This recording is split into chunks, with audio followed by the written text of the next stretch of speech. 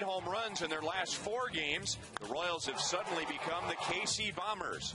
And in the last 2 with Oakland, the Royals hit 5 home runs, scored 17 times, and got excellent work from the middle relief with the ultimate goal of getting the ball to Joakim Soria. The Royals will try to keep that going tonight against Cleveland on Fox Sports Kansas City.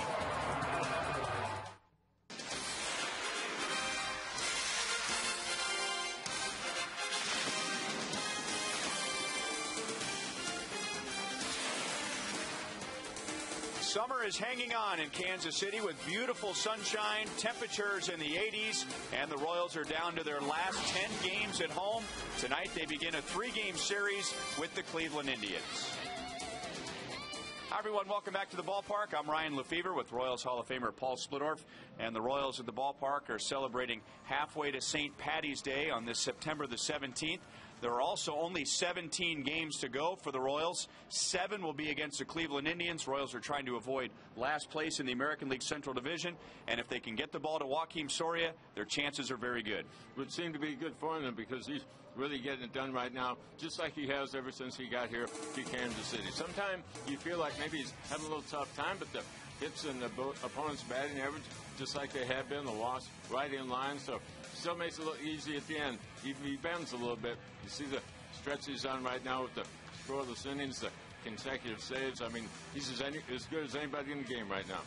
And maybe the Royals won't need Joakim Soria if they continue to get the run support that they're getting right now. And Wilson Betemit right in the middle of the batting order. He had 8 RBIs in the just completed Oakland series. And it looks like he's really enjoying having the opportunity of going out and playing every day, making the most of that opportunity. He's played solid defense. The bat certainly speaks for himself. He's done well against Cleveland in the past. And right now, you look at his bat. He's the most dependable bat in the middle of the lineup behind Billy Butler. So the Royals need to have him continue to produce from now to the end of the year.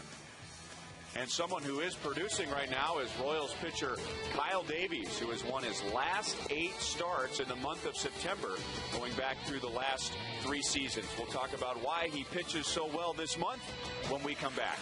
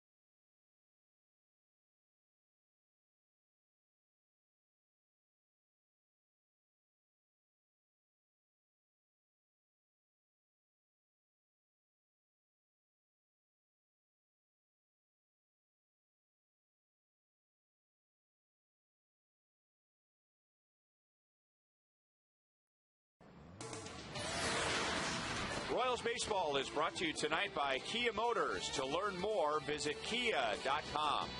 By Kellogg's, the best to you each morning. And by the Missouri Lottery. For some reason, Kyle Davies has done his best work with the Royals in the final month of the season. Coming to KC in 07, and then in 08, he went 4-1 in September, 3-0 last year, 2-0 this year. So 9-1 in the last 3 years with an ERA well below 2. He'll try and make it 9 September wins in a row against the Indians tonight. Here's the Kia report. Let's see if he can keep it going with that 1.5 ERA his last 2 times out. Walks have always been a big key for him. Try to keep him down. Hey, how about 2 or less here tonight? Hasn't had any luck against their ball club so far this year, but hey, it's September. Time to turn that around. Here's a lineup he will face tonight, presented by M&I Bank.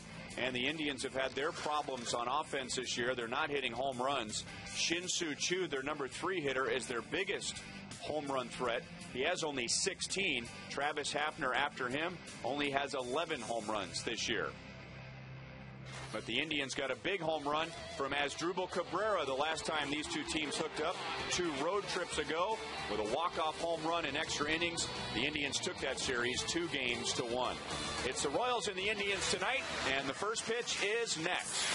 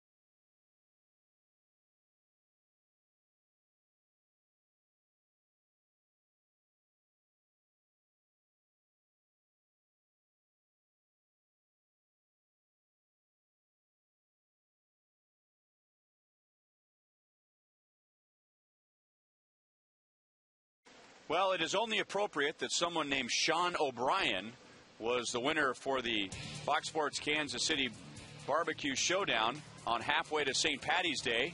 He, along with Jamie Moore, coming up with the Tuxedo Chicken. And that was the winner. So congratulations to Jamie and Sean. The chicken with bacon being used as the bow tie and the cummerbund. Royals baseball comes to you from Kauffman Stadium tonight in high definition, brought to you by Time Warner Cable, where HD is free with digital cable. And speaking of Tuxedo Chicken, Joel Goldberg is out in right field.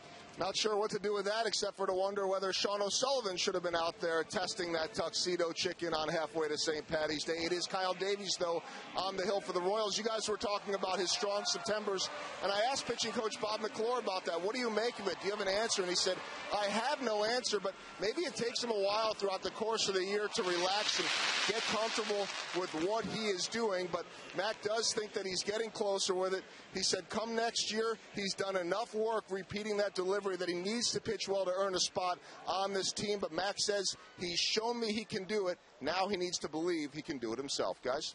All right, thanks, Joel. And I don't know what that means either. Tuxedo chicken and Joel and I just having some fun to begin the broadcast. That's awesome all. Start. You know, put him on defense. You know, people who are watching tonight who maybe played in high school, maybe even college, probably didn't hear a whole lot about repeating your delivery. And that's something it seems we've heard a lot of the last, I don't know, 3-4 years or so, as Kyle Davies throws ball one to Michael Brantley. What exactly does that mean, and what goes wrong when you don't repeat your Ryan, delivery? I think the only thing that changes the way the game is played is the terminology. Some of it comes up, and we talked about some other terms that have come to light maybe the last half a dozen years, but it's about having a delivery that you can count on, that is consistent. Your release point is the same. You stay back when everything goes to the plate. It all goes together. As a hitter, it's about staying back, keeping your hands away from your body, getting through the zone, throwing the bat head up, and having a finish. So you can call it anything you want to. It's a basic fundamental, and you have to be able to repeat it, or you're not going to have good command. You're not going to have a swing you can rely on. Things are going to fall apart. Have to be a little bit lucky if that thing is falling apart all the time, or you have to have dominant stuff that people can't catch up with. Not many guys like that. 2 balls, 2 strikes on Michael Brantley. And then there are guys like Paul Bird, David Cohn. They didn't worry about repeating their delivery. They're absolute freaks that they can do that. It takes a terrific athlete to be able to create ways. David Cohn, to me, is the best guy that I've seen as far as inventing ways to get batters out. Right in the middle of his windup, he might think of something to try and didn't work out in the bullpen. He just slipped up there a certain way and always seemed to work out. That's why he was one of the best of his time. Rookie Michael Brantley extends his hitting streak to 17 games with a game-opening single. Game started at 7:11 tonight with a temperature of 78 degrees. Gorgeous night in Kansas City. And the official time and temp is brought to you by the Parking Spot. Easy to spot, easy to park. The Parking Spot at KCA. So Brantley is on, and now Asdrubal Cabrera. So you go from one hitter who now has a 17-game hitting streak to a hitter who is 0 for his last 10. Well, the Indians have a whole lot more guys like Asdrubal Cabrera, long 0-fers. They have 5 of them in their lineup that have considerable 0-fers. The only real hot bat coming in is already on at first base in Brantley. And he will run. He has 10 stolen bases, only thrown out twice, and he's running. And the Indians are coming right at the Royals. That base hit does not get Brantley over to third base with a line drive to left field, but the Indians have 2 on with nobody out. Cabrera really had a good ball to handle. Fastball up and away, so he's just trying to make some contact to protect the base runner. Talk about a level swing, something he can repeat. Solid line drive to left field. If he swings through that ball, Pena's got a good ball to handle. Try to throw out the base runner.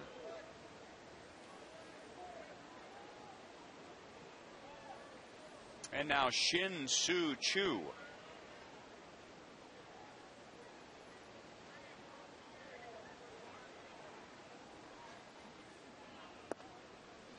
One ball, no strikes. Seems strange to talk about the Cleveland Indians and the struggles they've had on offense, because normally when Cleveland comes to town, that'll send a shiver down your spine with some of the bats they've had over the past 10 or 15 years. Shin-Soo Choo leads the team with 16 home runs. So he has just a little over 2 weeks to try and get to 20.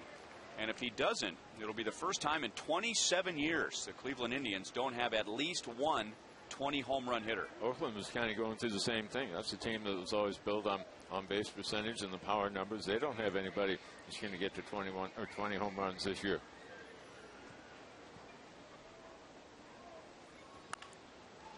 Chance for 2. Betancourt runs to the bag, and Chu is out by a half step. So just like that, a runner at third with 2 outs. Betancourt comfortable with the speed going down the baseline. Momentum was already carrying him to the bag. Now he's a little far away maybe to take it himself with Avila standing right there, but he thought he had time. Not so much concerned with base runner number 1 right there. But can he make that relay throw, get Chu at first base? Got it done. Now you can think about getting out of the inning. And a play like that, that's where it helps to have a long first baseman like Keela, who can stretch out with his legs and with his arms. Hits the ball to his glove quicker. And the Royals needed that with Chu running up the line. It's ball 1 now to Travis Hafner. That's one thing that Keela does very well at first base, getting out and getting the ball, whether it's straight on, side to side. He's got a lot of time in at first base right there. You got to get out as a first baseman and go get the ball. It's about as good as he gets right there. 1-1 on Hafner. Still bothered by his right shoulder, and that started acting up on him in 2008. He had surgery after the 2008 season on the disabled list last year with problems with his right shoulder, and again this year. He was on the DL in early August. Great changeup. Hafner is out in front. 1 ball, 2 strikes. Hafner coming off kind of a difficult homestand. He went just 3 for 19, but really having a pretty good second half overall, hitting right about 315. So they're hoping that's a sign for good times in the future. I mean, Kyle is on. He many times will get a swing and miss strike out of that straight change. They just threw Hafner right there. Almost hit him on the shin. 2 balls, 2 strikes. That's a show pitch right there. That's showing him something inside, giving him a little different look, kind of change the eye level a little bit. One side of the plate, maybe to the other. I think that was a show pitch, run it to 2-2. Sets him up for this next one, which is the pitch he wants to get him out on.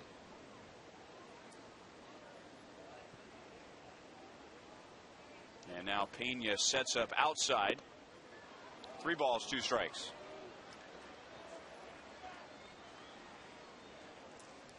This is Kyle's 3rd start against the Indians this year. Took a loss back in May and then pitched very well here last month. Gave up 3 runs in 7 1/3 innings, but because of a blown save, he ended up with a no decision. At Hafner reaching, he took a very weak swing and an easy play for Blanco in center field. So Kyle hangs in there and gets around the back-to-back singles.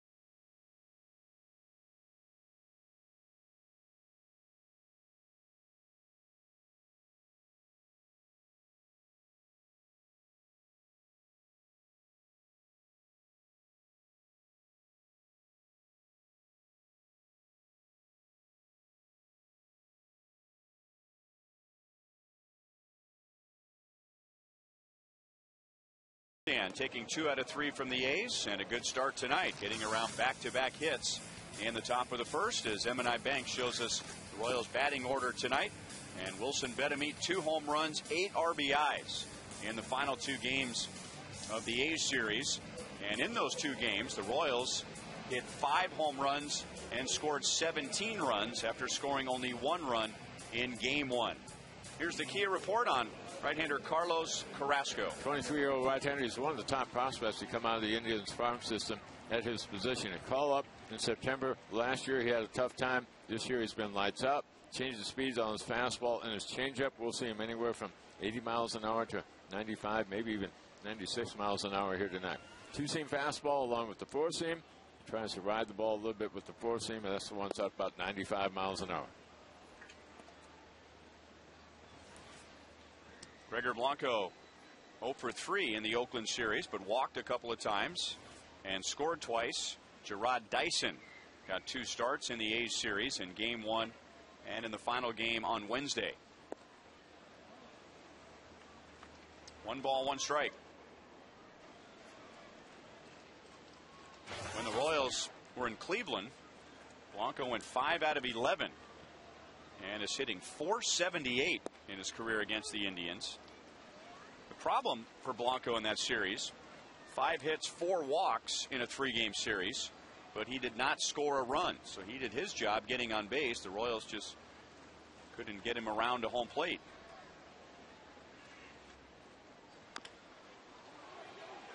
Chop to first. And the tag by Brown. So Blanco is out, number 1. And we'll take a look at the Indians defensively tonight. It's Trevor Crowe, Michael Brantley, and Shin-Soo Choo in the outfield. Jason Nix at third, Asdrubal Cabrera at short, Luis Valbuena at second, and Jordan Brown, who has joined the Indians since the last time the Royals faced Cleveland. It's Lou Marson back at the plate for Carrasco. Indians have struggled defensively, much like the Royals have this year. 2 teams with the most errors in the American League playing here tonight. Which means we'll probably have a highlight reel full of defensive plays tonight. Probably all 3 games. Tonight, tomorrow night, and Sunday afternoon. Another ground ball. And Nix gets a nice big hop and throws out Mike Aviles, who had 7 hits and 2 home runs in the Oakland series. Ryan, you made the point about how these guys have really had a hard time with the bat, not scoring many runs. They're 7-7 for the month of September, so something's working pretty well. And you look at how they're getting it done. Pitching has been outstanding. Starting pitching has been really good. Just to add a number to it, the Indians' ERA in September is 2.39. Tim Belcher got it going a little bit, doesn't he?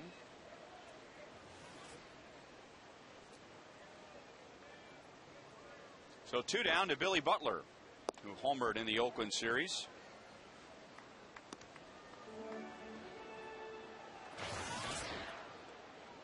Billy having a very good September, .341 overall, and his batting average all season now is .312, and that's 7th best in the league. It's a rocket, but he's out in front, and it's foul. 1 ball, 1 strike.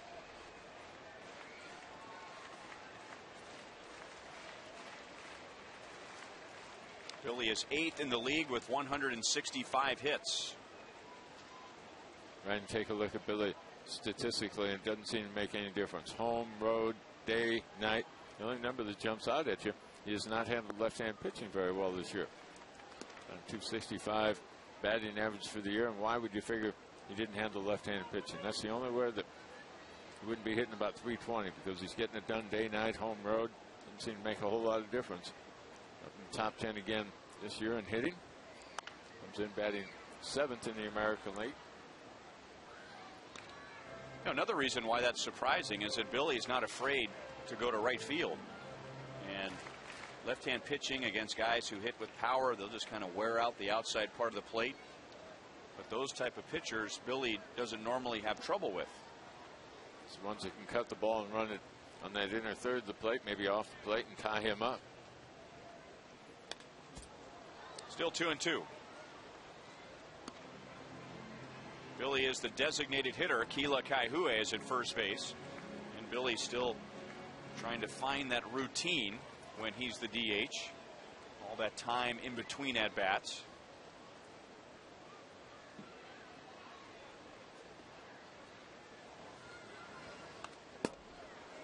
One thing that he tries not to do is spend a lot of time in the video room over analyzing every plate appearance, breaking down every pitch. Remember, Kevin Seitzer used to talk about when he became a DH for the first time and he was with the Indians. He used to run up and down the stairs in between innings behind the Cleveland Indians dugout just to stay loose.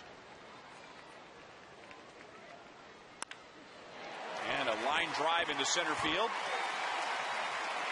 And Billy has a 2-out single. Now, Billy might not look at a whole lot of video, but he knows what guys throw and how they attack him. And it stays with him. He's really a good student of his game right here in the batter's box. Really handles it well. It's that ball low and hard up the middle. Now, some guys are just content. Know what the guy has I'm going up against. And after that, I just want to see the ball. Have an idea how he likes to work. But don't really try to nail it down too much. Keep it as simple as you possibly can. Keep your hands inside the ball. Try to get something up and out over the plate to the outer half. That's his strike. Doesn't change day to day.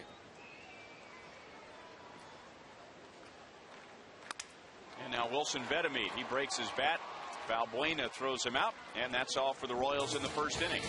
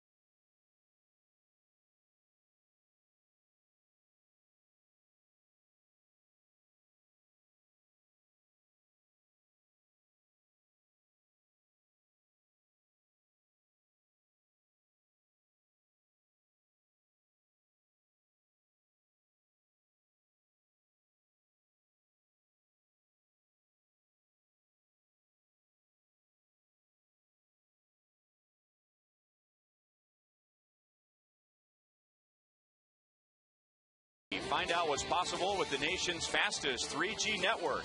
AT&T Rethink Possible. And by Panera Bread. Explore a menu of hearty soups, salads, sandwiches, and breakfast items at Panera Bread.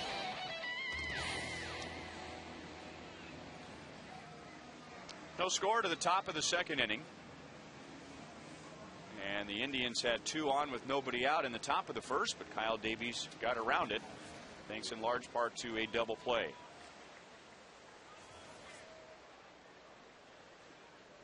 It'll be Jason Nix, Jordan Brown, and Trevor Crow in the second inning.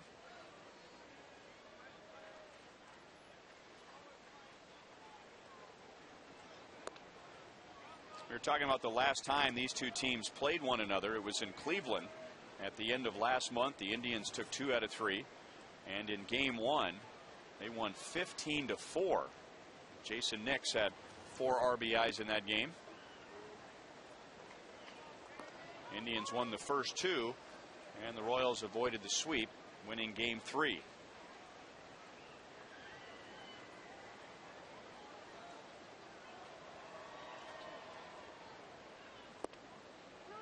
Two balls, 1 strike. Michael Brantley opened the game with a single, then Kyle Davies gave up a base hit to Asdrubal Cabrera. But then Shin-Soo Choo grounded into a 6-3 double play. That turned the inning around. Travis Hafner flied out, and the Indians were scoreless. 2 balls, 2 strikes.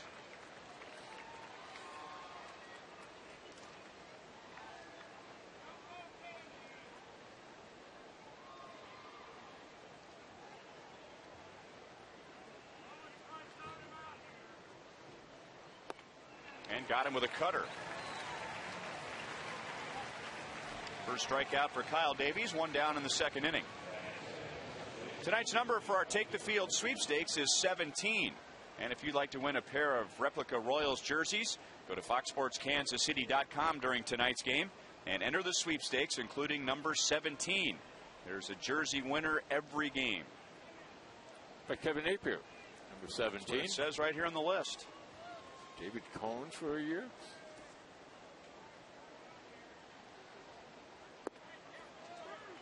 One strike on Jordan Brown.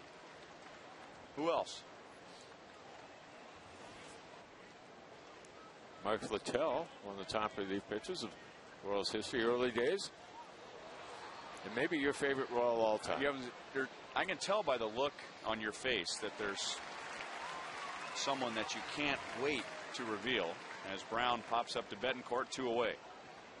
Your all-time favorite, switch hitter, middle infielder. Nafee? Yeah. He was number 17. Gosh, how soon I forget.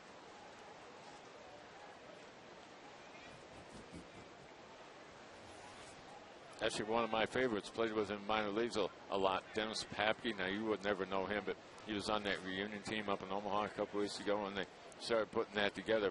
Every guy to a man asked when they set that up, is Papke coming back? He was everybody's favorite. Played here a little bit up and down. Was a catcher, converted first baseman. Just a fun guy in the clubhouse. Great guy on the field, too. I mean, he was a gamer. A little short, maybe talent-wise for this level, but everybody wanted to see Papke come back. And in the end, maybe that's how a guy wants to be remembered. Absolutely. One of your types from out in California. Okay. One of my types. Kyle Davies got an outstanding straight changeup here tonight. That's going to be a factor if he can keep it right there all night long. All of a sudden now, Indians got a little bit of a problem trying to catch up with everything else he has, knowing that he has that, and he'll throw it on 3 and 2. He's already established that here tonight. And comes back with a fastball at 96. 2 strikeouts, 1, 2, 3. Down go the Indians in the second.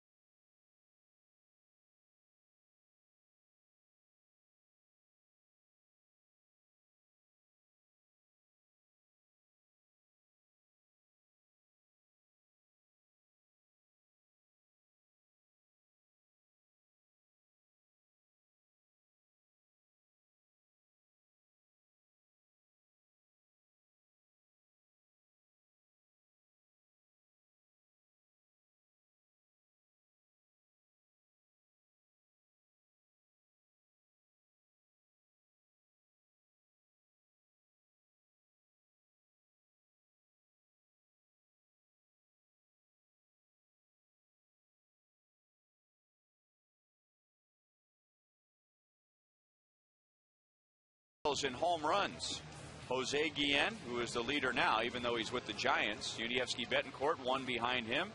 Then Billy Butler or Wilson Betemit. Text 432-432. Enter keyword Royals, followed by a space, and then A, B, C, or D. Standard text rate supply.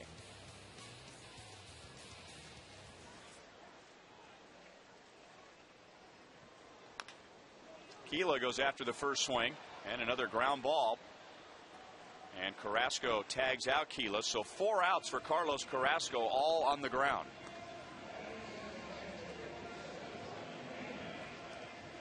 This is not the first time the Royals have seen Carrasco. They saw him last September, had a pretty good night against him, but he's on a little bit of a roll right now. He wasn't just discovered after the trade to Cleveland. Time of the trade with Cliff Lee going to Philadelphia. He was the #2 prospect in the Philly organization, so he's been well thought of for a while.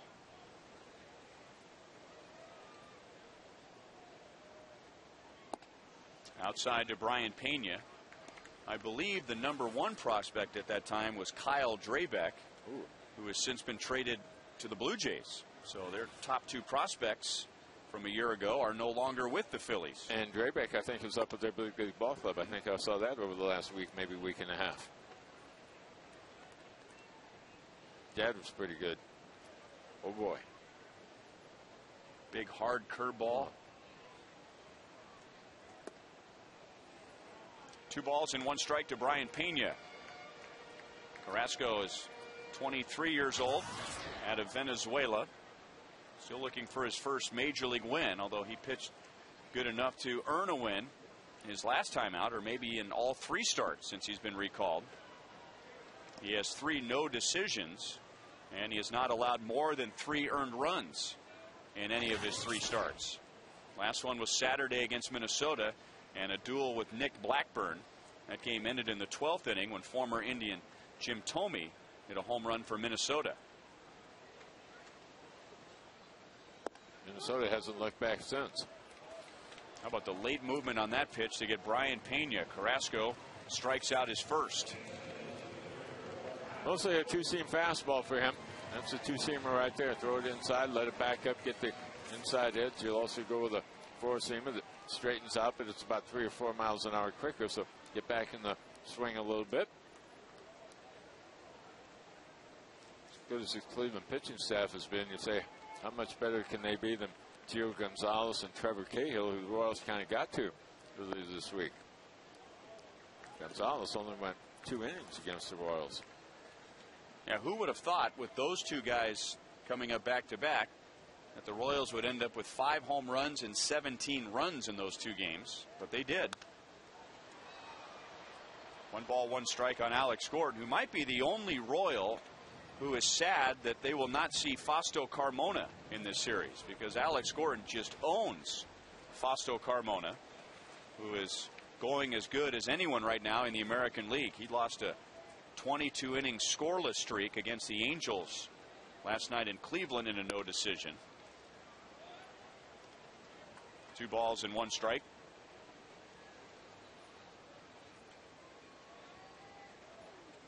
Alex was 0 for 5 in the Oakland series, but had a couple of walks and was hit by a pitch. 2-2.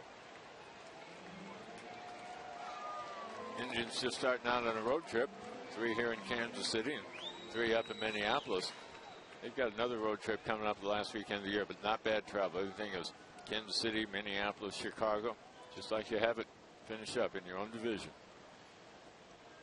Manny Acta wrapping up his first year with the Indians after spending 3 seasons as the manager of the Nationals, and he's happy with what he sees from Carrasco. He has a 1-2-3 second.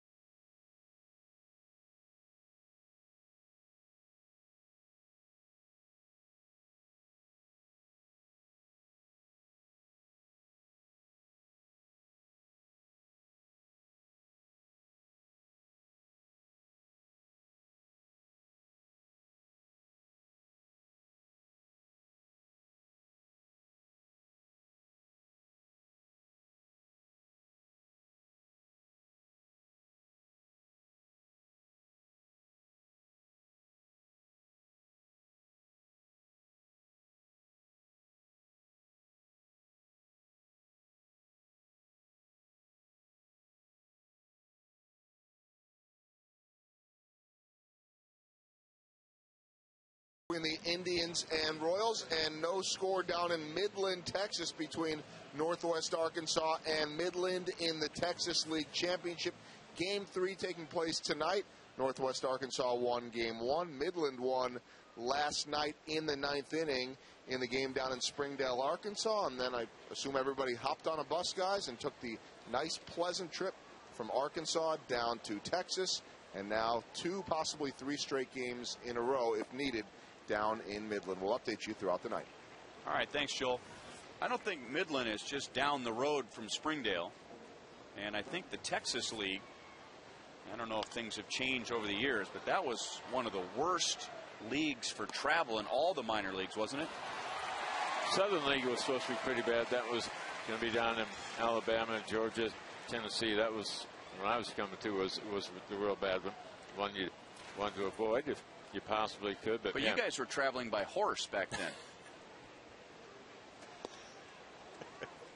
Yeah, they just discovered the wheel, which was a heck of a deal.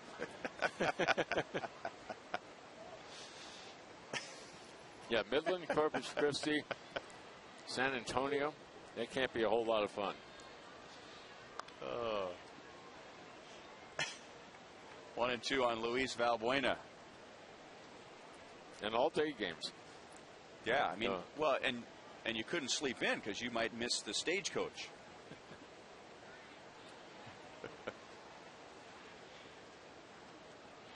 Guys, 2-2 on Valbuena.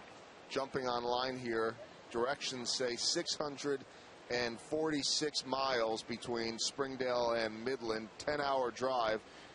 Now remember, they're taking a bus, and I think they've got sleepers at least on one of those buses that they take. So that's a nice 10, maybe 11, 12-hour drive, and then they'll go win a championship the next day. Man.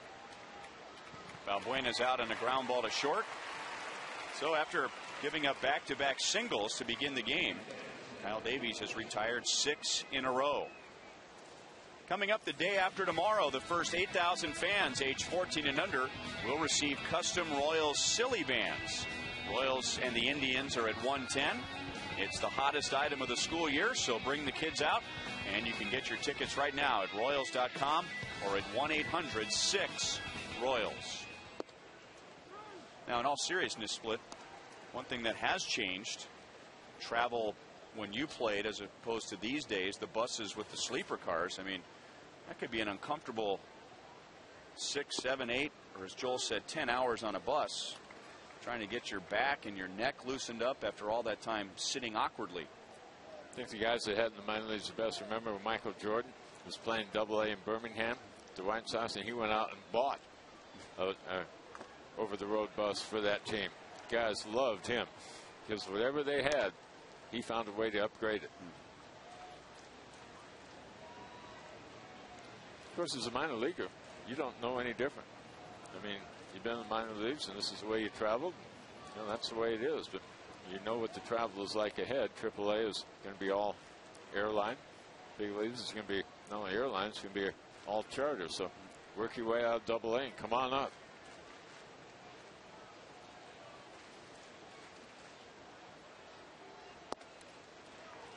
Kyle thought he had strike 3.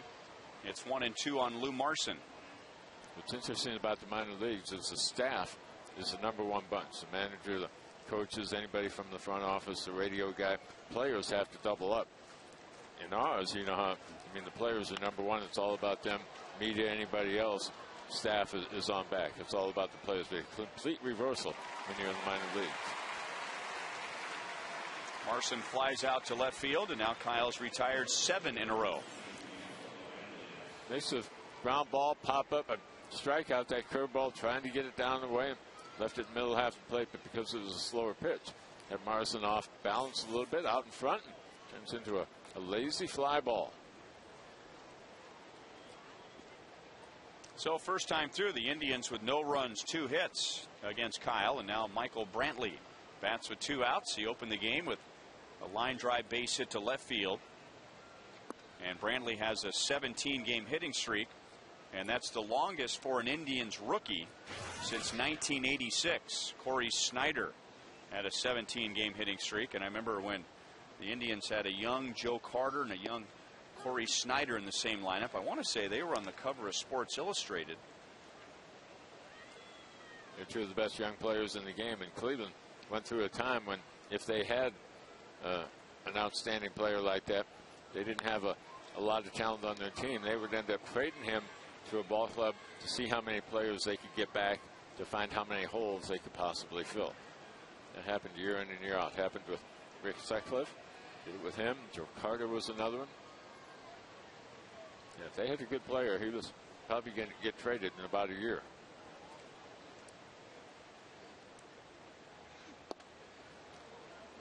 In addition to having a good changeup, Kyle Davies also has good movement on his cut fastball that just missed inside. 2-2 on Brantley. Doesn't have a slider, so you can go ahead and play with that cutter a little bit. Maybe if he has a good feel for it on a given night, maybe make it a little bit bigger like a slider. Diving play of Vilas, and he throws out Brantley.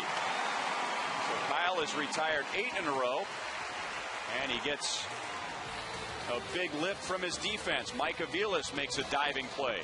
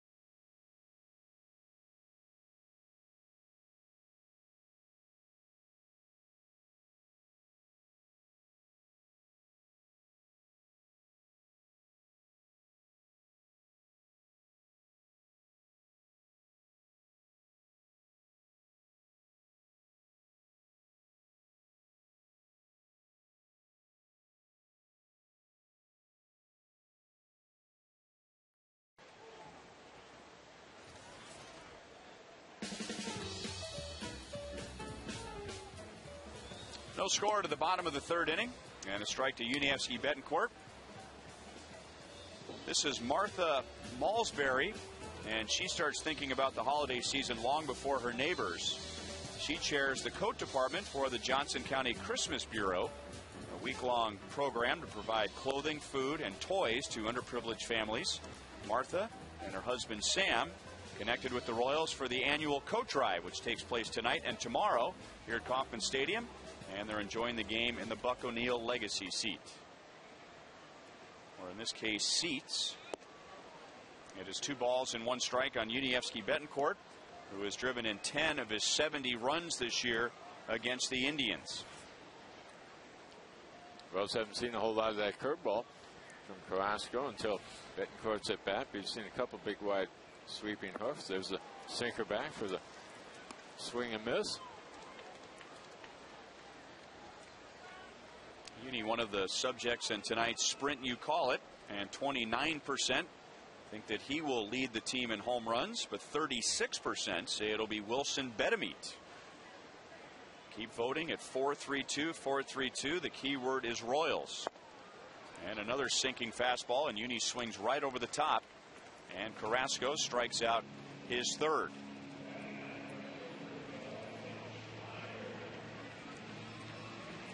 It's all about movement and all about change of speeds for Carrasco. There's that 2-seam sinking fastball. When he takes a little bit off of it, the bottom absolutely falls out of that thing. So the road good ones would be about 90 to 92, but all of a sudden you go 86 to 88. That's the one that's really got the diving movement on it. Jordan Brown goes back to the bag to get Mitch Meyer, and there are 2 down in the 3rd inning.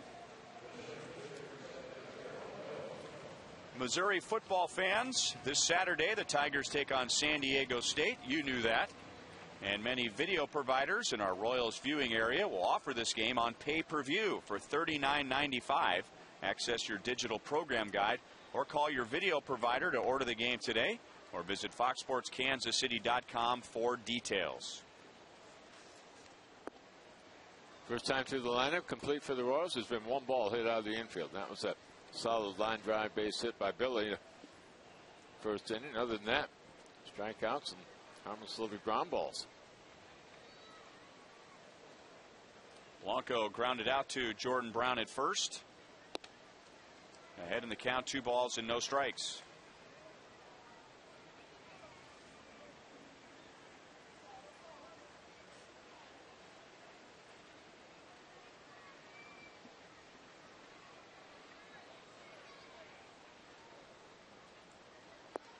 Split, you mentioned the Royals having a good turn against Carrasco last year. Well, it wasn't just the Royals. He made 5 starts. He lost 4 with an ERA of almost 9. So he's going to give the league a little different look this time around. 3 balls and 1 strike on Blanco. One of the changes, they say, is his composure on the mound. Here's what the Royals did to him back on September the 13th of last year. The Royals won that game 7-0. Blanco walks, and the Royals have their second base runner, Charles Nagy, who is a very successful pitcher for the Indians for years and now works in their minor league system. Carrasco went to him and said, what do I need to do to pitch better at the major league level? And there wasn't much discussion about his fastball or his curveball or his sinker or whatever. The discussion was about his composure. And as the story goes, Charles Nagy said, well, you can handle yourself a lot better when you're on the mound. Apparently he was letting the opposition know exactly how he was feeling, especially when things weren't going his way. He's very composed right now, very deliberate on the mound, has everything under control. And the actor likes the possibilities of him being a rotation guy. They wanted to see him late last year because everybody was in a big hurry for him. Charles Nagy was one of the better competitors of his time in a Cleveland uniform. He almost threw a no-hitter against our ball club one Saturday mid-afternoon weekday day game in Cleveland. Thought for sure he was going to get it. Royals didn't get a hit till late in that one. 0-1 on Mike Aviles. Tom Hamilton, our good buddy and the longtime radio voice of the Indians, told me that story before the game tonight. And Hammy said one thing he'll always remember about Charles Nagy, whether he was coming close to a no-hitter like that day against the Royals or he'd given up 12 runs in 4 innings, you could never tell by his demeanor. He was the same guy on the mound. Blanco gets caught in between first and second. Marson almost threw the ball into center field, and now the Indians are going to have to work to get this out, and Blanco is tagged out, and that's the inning. So at the end of 3, no score.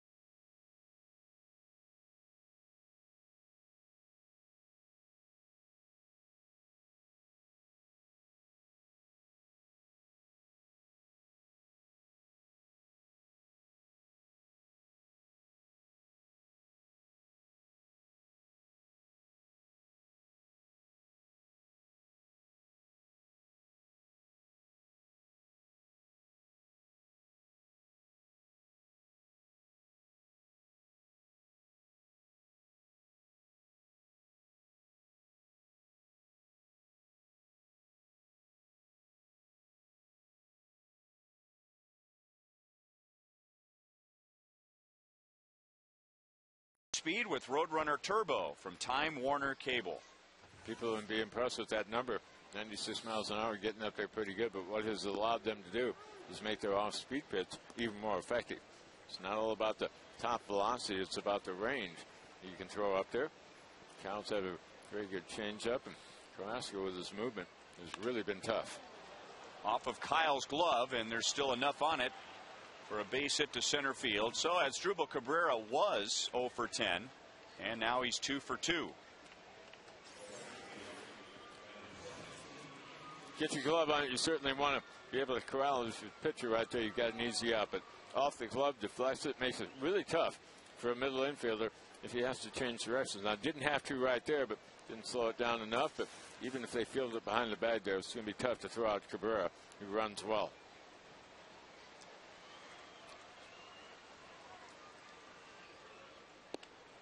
Outside to Shin-Soo Choo. His at-bat was a key one in the first inning.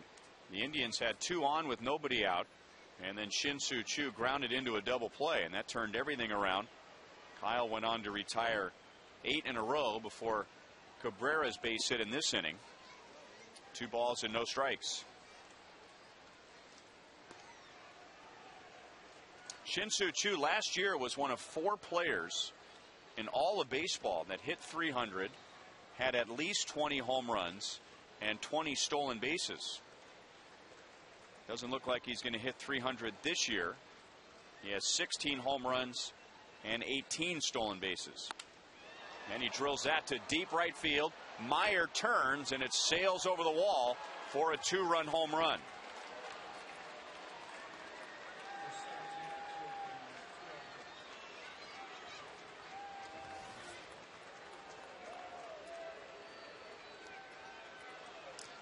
Well, Split, even though he was down in the count, you could tell that Kyle Davies wasn't going to walk Shin-Soo Choo. He was going to make him hit the ball. Well, and that changeup has been a good ball for him so far, but this one stays in the middle part of the plate. Didn't get it down enough, didn't get it away enough.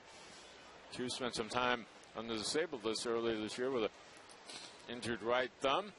Where the ball jumped off his bat right there, I don't think there's any kind of hand injury working with him right now. Indians still pretty confident he's going to be a 20 home run, 20 stolen base guy here in 2010. Let me ask you this. If you're a better than average hitter in the American League, I won't even say good or great, better than average, can you even expect to get a fastball anymore on 2-0, 2-1, 3-1? I don't even think it's just American League. I think it's the way the game is played right now. If you're a threat to do something with the ball, it doesn't have to be a home run guy, you know, a double. You're going to have to hit the breaking ball. You're going to have to hit something off speed, because you're going to see that, I feel like, better than 50% of the time. If you don't, you're going to see a pitcher that's out there getting hit pretty hard, because at this level, everybody can hit the fastball. Once you have the ability to run that thing around and paint a corner with it, you got to be very careful with the fastball when you fall behind in the count. Now Travis Hafner jumps on a 2-1 pitch. I would think nowadays it's more difficult to hit 2-0, 2-1, 3-1, because you're not going to get a fastball very often. Now you have to think, okay, is he going to throw me a changeup here? Is he going to throw me a curveball? 20, 25 years ago, 80% of the time you're going to get a fastball on a count like that. Well, but you also have the opportunity to check off. I mean, you can look for the pitch or the location or both. And if you don't get it, you can let that one go and try to get the next one they throw up there. But at least you have an advantage to where you can kind of narrow it down a little bit as far as where that ball might go. Good comeback for Kyle after the home run. He strikes out Travis Hafner. So 1 away in the 4th inning. And now Jason Nix, he struck out in the 2nd. Kyle has struck out 3 tonight.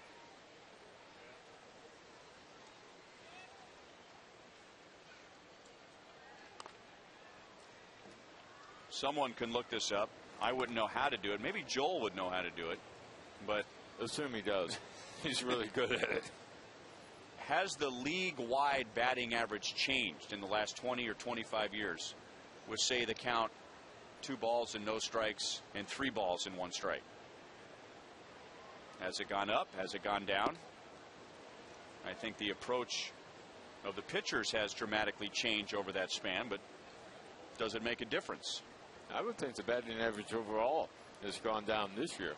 But you think all the dominant pitching that we've seen, the number of no-hitters, the number of 1-0 ball games we've seen, there have been 10 no-hitters taken to the 9th inning. 5 of them have been completed, 5 of them had not. So I don't think batting average would be down across the board here in 2010. How about that? Talk about down. Boy, get down underneath that. Jason Nix took a little walk. For a moment there, he was trying to figure out what he was going to say to St. Peter, and then realized he was still here and had to take a little walk to pull himself back together. That's one of those plays where I think a hitter is already saying, ow, this is going to hurt, and is shocked that he's not hit by the pitch. He moved so late on that ball, you had a feeling he didn't know which way to go. Ended up ducking underneath him. Do you spin out of the way of it? Do you lean back? I mean, most any way you go, you're still going to be in line with that ball.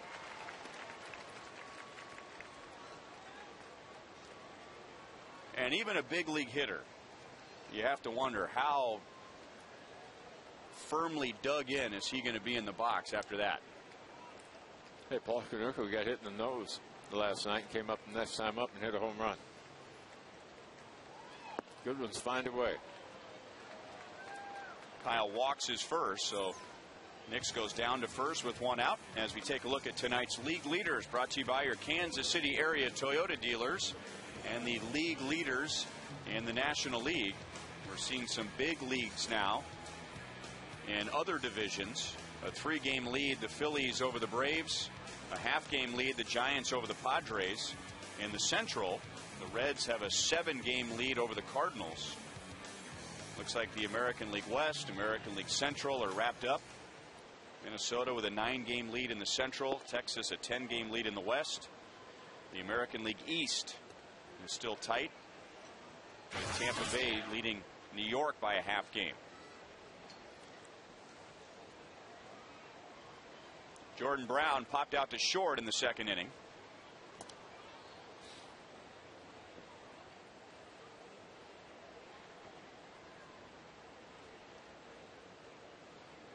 Jordan Brown, a very decorated minor league player. He has won 2 batting titles in the minor leagues. He has been league MVP twice in the minor leagues,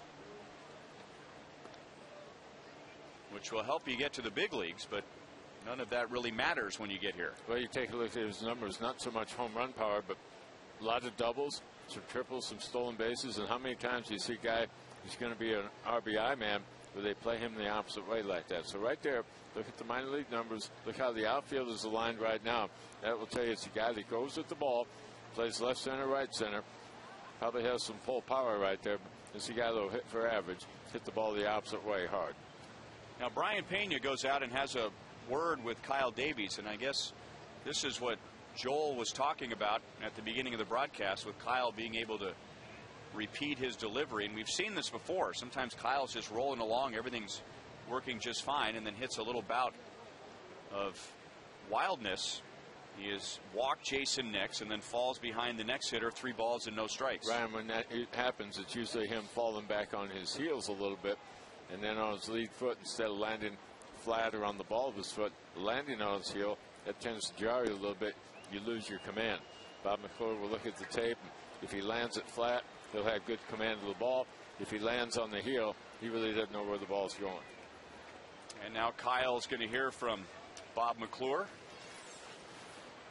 And Bobby Mack doesn't talk a whole lot about mechanics when he goes out there, but check out the left heel. Does the heel come down first? Right there. That's what they call the heel banger. Wants to land a little bit more flat. When he gets on his heels a little bit, his shoulders will also fall back, and it changes the arm angle a little bit. Tougher to come down the hill, get the leverage, and work down in the zone like you want to do.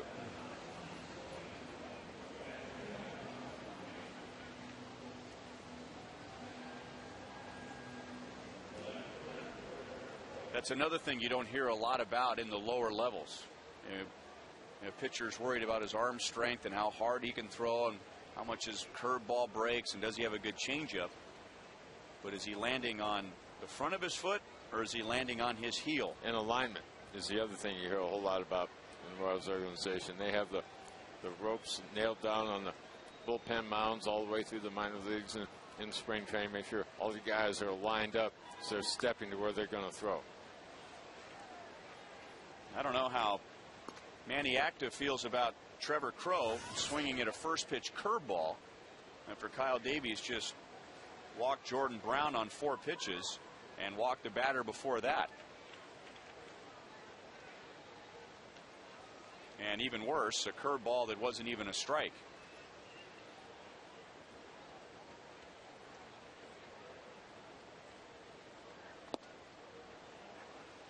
One and one.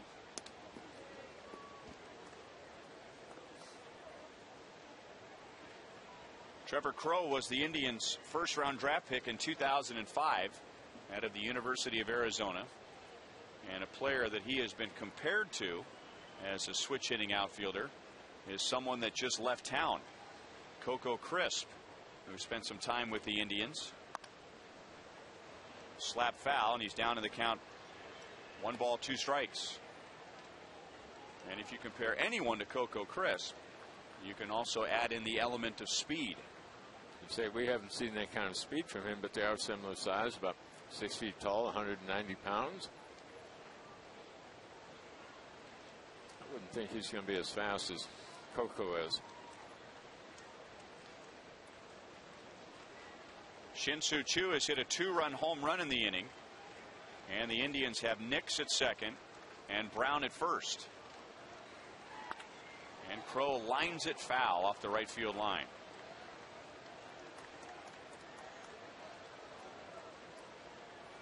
The Indians have had somewhat of a college reunion this year. Trevor Crowe, Jason Donald, who is not with the team right now. He has an injured finger on his right hand. He's back in Cleveland. And Jordan Brown, who's at first base right now, they all played together at the University of Arizona. So what are the odds of that? 3 guys on the same college team. First of all, 3 guys making it to the big leagues, period. Even the best college teams.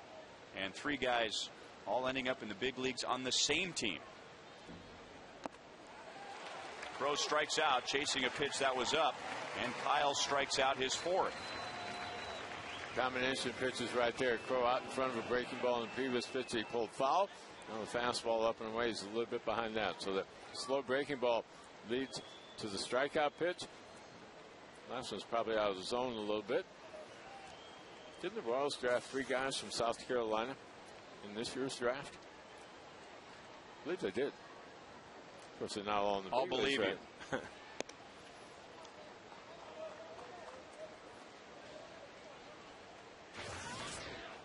Luis Valbuena grounded out to short in the 3rd inning. I would think that would help ease the transition going from college ball to professional baseball if you got a couple of your pals on the same team. 2-0 on Valbuena. The transition into pro ball is a whole lot easier coming out of the collegiate level than it is high school. The high school guys leaving home for the first time really hadn't traveled probably all that much. And college guys, if they've gone to an upper level division program, they will have done a whole lot of that. Probably also headed out for some kind of good competition in the summer league.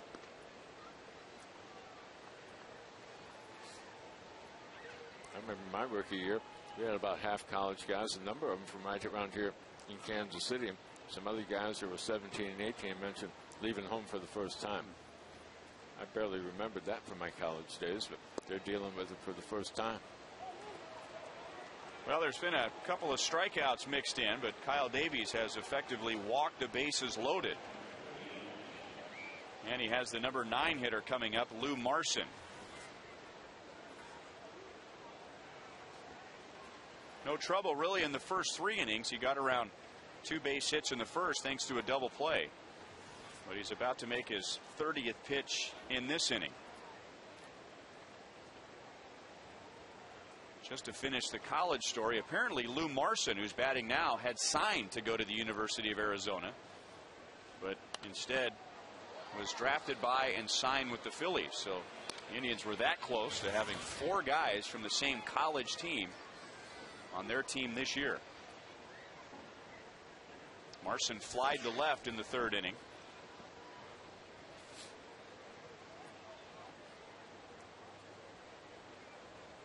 Calvin, a self-made jam right now. Maybe the good news, you got the number 9 hitter in there. Hopefully that is a break for you. Go pitching tough get out of this jam right here, go sit down and get a breather.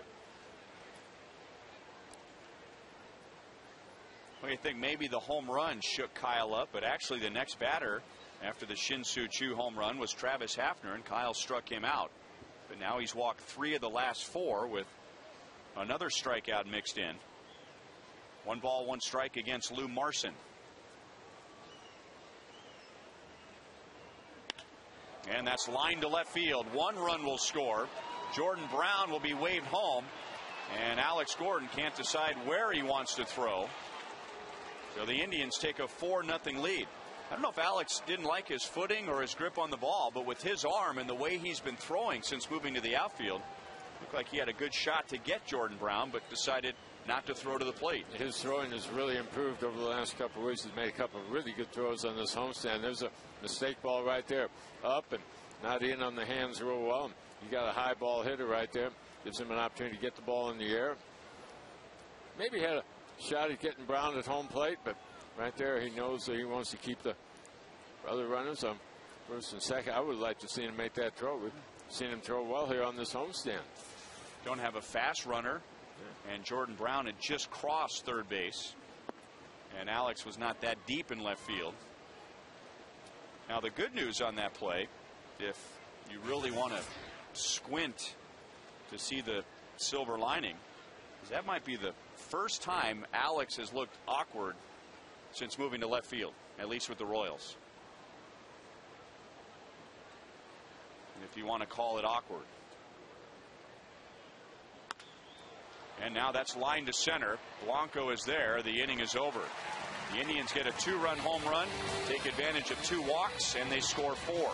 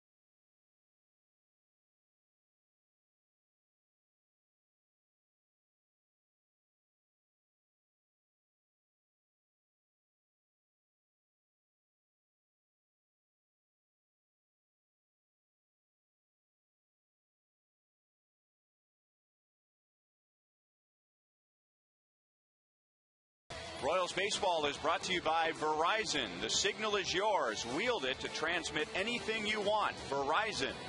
And by Chevrolet. Come see for yourself why 1,000 people a day are switching to Chevy. See your Kansas City area Chevy dealer. And we certainly will enjoy tonight. There aren't many warm evenings with a beautiful sunset remaining. About 84, 85 degrees in Kansas City today. It is halfway to St. Patty's Day. Tomorrow is Girls' Night Out. Mike Aviles, Billy Butler, and Wilson Betemit coming up in the bottom of the 4th inning. So far, the Royals have 1 hit and a walk against Carlos Carrasco. Aviles, after going 7 for 11 with 2 home runs against the A's, grounded out to third in his first at bat of this series. 2 balls and no strikes.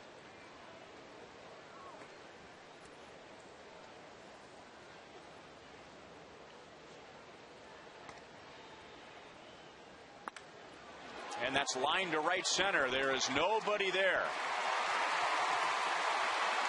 Aviles to second, and in a 4-run game, he will hold there. The Indians did a pretty good job of getting the ball in. So after Cleveland gets 4, the Royals come back with a leadoff double. That does a good job of covering the outside part of the plate on this last offering from Carrasco right there. It backs up so it's in the middle of the outer half. He's able to go get it. Ryan, he really wanted 3 bases on this, but when you saw Chu pick it up at the wall, that's one of the best right field arms in the league, along with Ichiro. You saw him get the ball. All of a sudden now that gets your attention. Hey, I cannot get thrown out at third base, but because Chu had it, that's why he got back in a hurry. So the Royals have their first runner in scoring position tonight. And Billy Butler singled to center field in the first. That was the Royals' first hit. Billy Butler and Mitch Meyer were the only Royals that faced Carrasco last year. So the team has seen him before, but only 2 of the 9 hitters have actually faced him. And he has been tough to elevate so far. All of his outs have either been on the ground or by way of a strikeout. They probably need to change speeds on Billy, because Billy had a good hack right there. Had a solid hit his first time up. I think you look for, there's a breaking ball or something off speed. They got to do something to break down his timing, because he had the fastball time.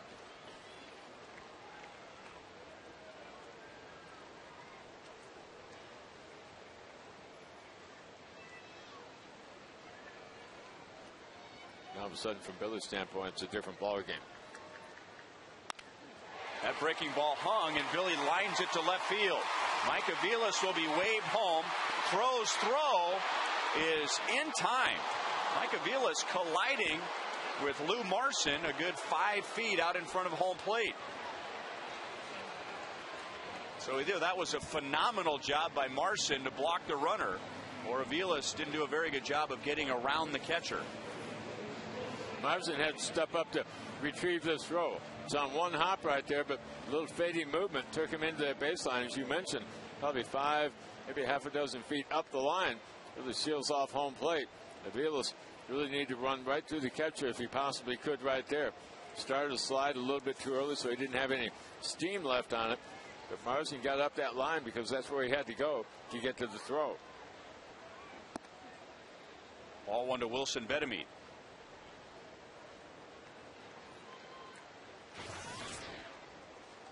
Wilson grounded out to second his first time up. So it's still 4-0 Cleveland with an out at the plate, and now runner at first with 1 out. 1 ball, 1 strike. Back to tonight's You Call It, presented by Sprint. And who do you think will lead the Royals in home runs? Wilson Betemit was at 36%, now 33%. Followed by Unievsky Betancourt, 28%. Keep voting at 432-432. The keyword is Royals. Then a space, A, B, C, or D. 2-1. Ryan, when you've got a young guy on the mound and doesn't have a whole lot of experience under his belt, the best thing a team can do is get him some runs early. Now all of a sudden he's got a little momentum going in the game, a little something to work with. The next best thing is make a key defensive play behind him. All of a sudden now he said, hey, now everybody's in the ball game. I got a lot of help behind me. Gave me some runs. All of a sudden now you're ready to take the game by the throat. Go ahead and try to take charge. He's done a nice job of that.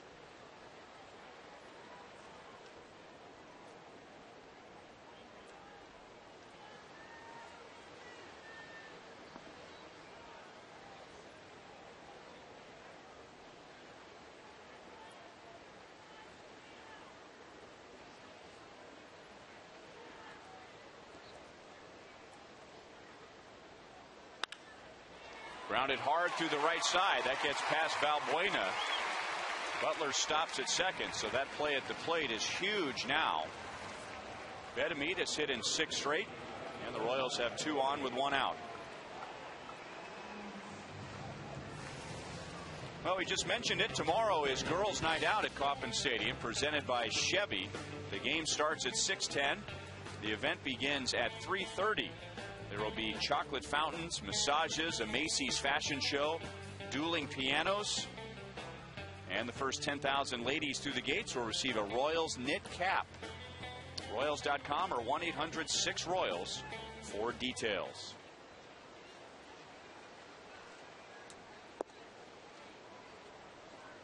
1-0 on Keela. He grounded out to first in the second inning.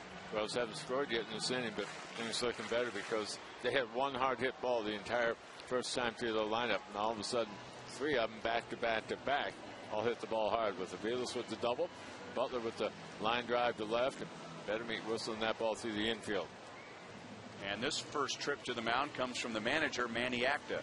Well, he just wants to make sure that get that put right to him right there from the manager. He is the boss. You saw a little something different right there because all of a sudden the Royals are getting some things going offensively. Manny Acta, when they signed him, he had a great reputation for handling a young ball team. Obviously had that in Washington when he was there, but they're going to be building this with young guys in Cleveland as well, and one of the managers who would be able to handle all of them.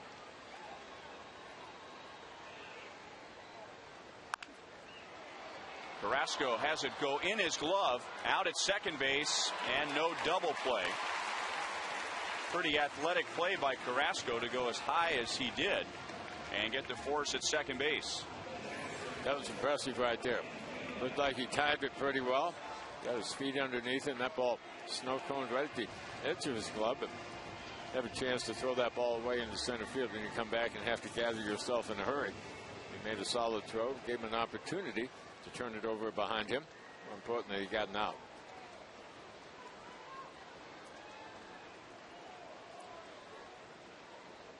And now Brian Pena with Billy Butler at third base and Keila Kaihui at first.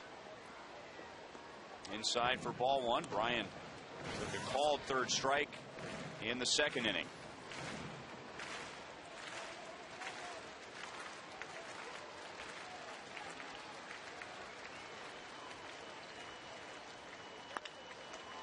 Up the middle, Valbuena backhands to second, and they get the force.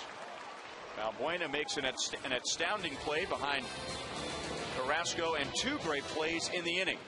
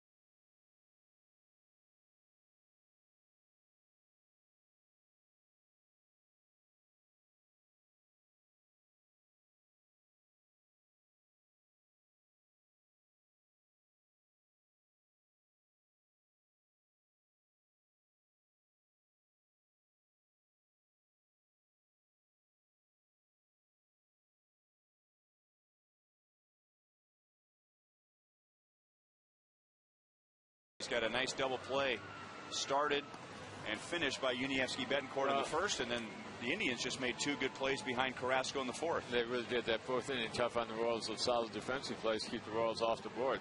Kyle Davies right now has to bounce back from tough top of the fourth inning. They scored 4 times against him. And in that inning, Davies walking 3. Shin-Soo Choo hit a 2-run home run, and Lou Marson, the number 9 hitter, had a 2-run single. So of the 3 walks, 2 came around to score. That inning began with a base hit from Asdrubal Cabrera. And he leads off in the 5th.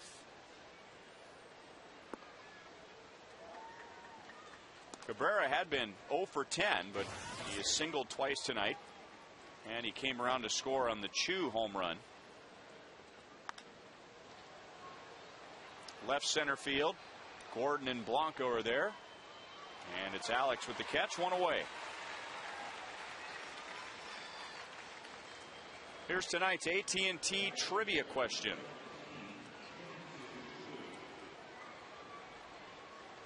Who are the 2 Royals since 2000 with more home runs in a season than Wilson Betemeet after being recalled from the minors? Al said he had a tough one for us tonight. He was pretty proud of himself. Now I have a technical question about that question. Is that being recalled at any time or starting the season in the minor leagues and being recalled? Okay, so it's not someone who played in the big leagues, then got sent down, and was recalled after that, as Chu gets his second hit, because that would take Mark Tien out of the mix. Tien, when he was Player of the Year for the Royals in 2006, started with the big leagues, went to the minors, was recalled, and had a big home run season. I think he had 16, 18 that year.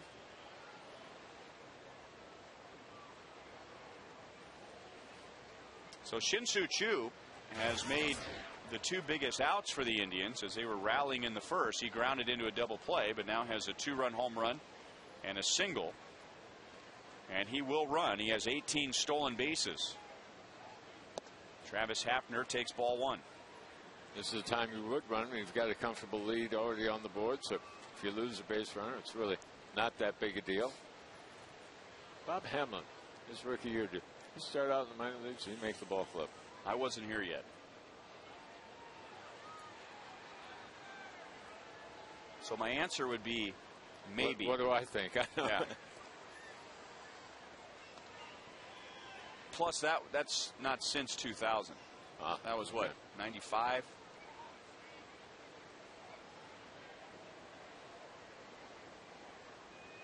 Hafner has flied out to center and struck out. He is 0 for his last 9.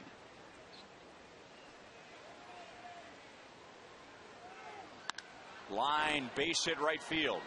Chu didn't realize where the ball was. He went into a feet-first slide at second base as Betancourt convinced him the ball was on the infield, but has time to get up and go to third. Ball's up in the zone. Chu had a big jump at first base.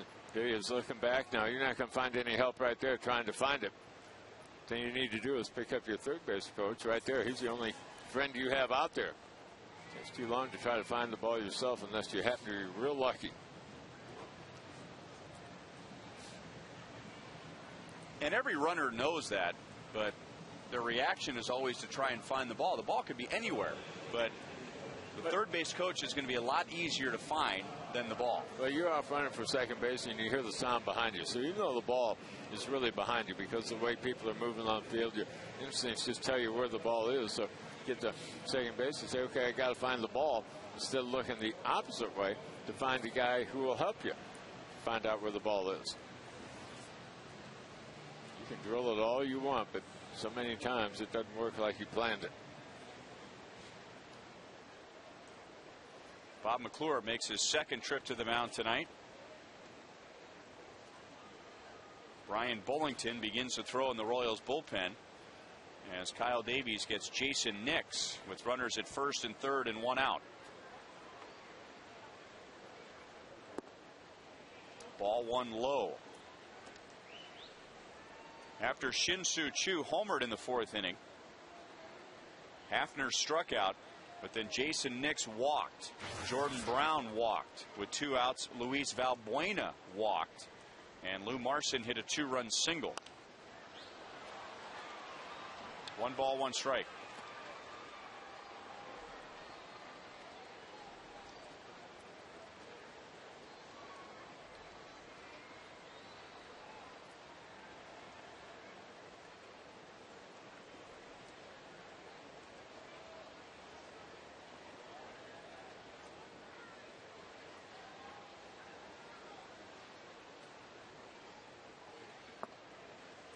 2-1.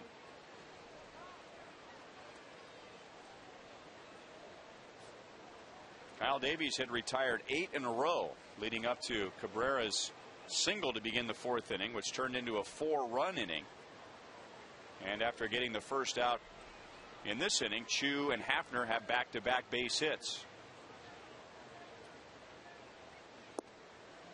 Here's that good changeup that Kyle's had tonight. 2 balls, 2 strikes. Change has been more effective to the lefties than it has been the righties, but at this point in the ballgame, you got to find something that's going to work against both. Speed important.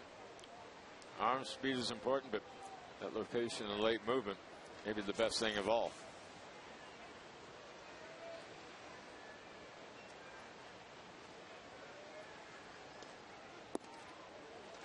And now he missed outside with the fastball. 3 balls, 2 strikes.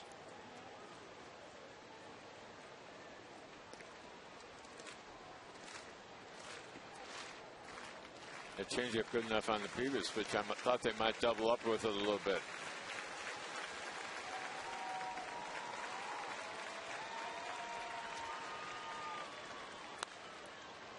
Popped up.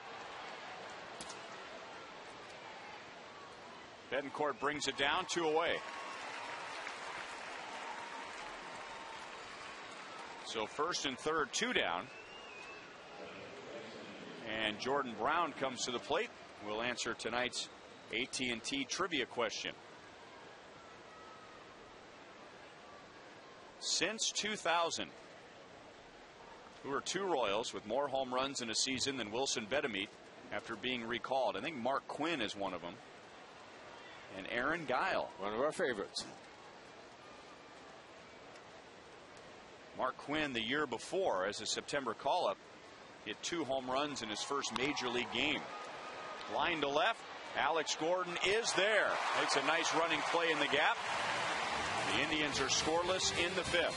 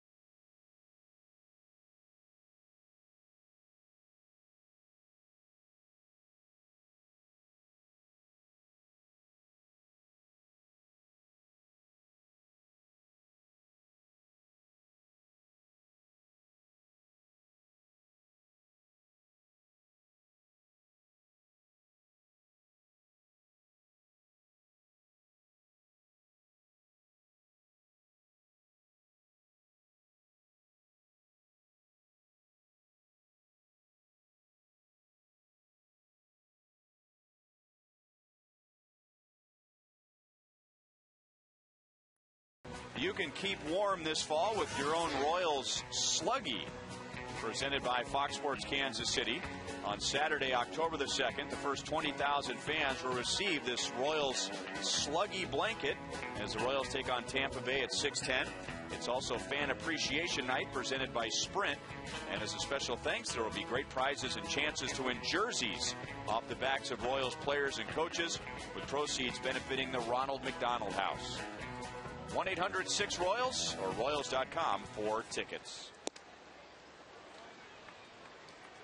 Ball 1 to Alex Gordon, who just saved a run with a running play into left center field on a line drive from Jordan Brown. Alex struck out swinging in the 2nd inning against Carlos Carrasco. Carrasco got some good defense behind him last inning with a runner thrown out at the plate. And an impressive play behind the mound on a ground ball from second baseman Luis Valbuena. Alex didn't mean to go around, and now Valbuena comes up and throws out Alex. One away. Let's get another update on the Northwest Arkansas Naturals from Joel. Well, either we've got some great pitching and Royals prospect John Lamb is on the hill, so that might be part of it.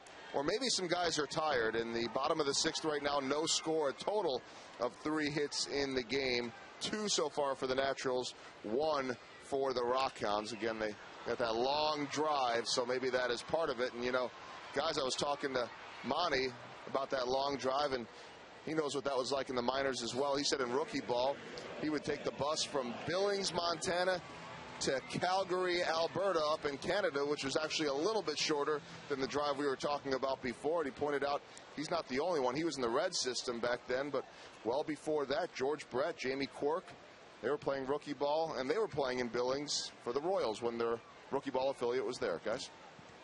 Plus, after every game while he was with the Royals, he had to drive all the way to Kansas after the game. It's really far.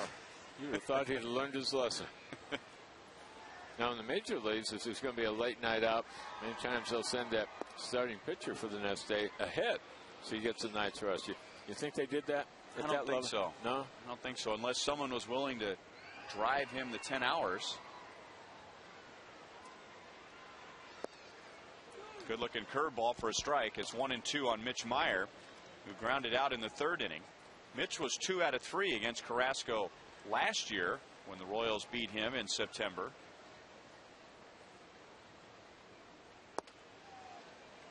Two and two. Well, I'm not sure, you know, how it was then, or even we were wondering, would the pitchers last night, Ryan and Split, have been sent ahead by plane, or were they getting there in the wee hours or the early morning hours? You know, as Monty was mentioning, as that bat goes flying, you know, Monty was wondering about whether, you know, we'll head to a break and we'll pick it up, guys. The flying bat to the break. Smooth, Joel, smooth. All over it.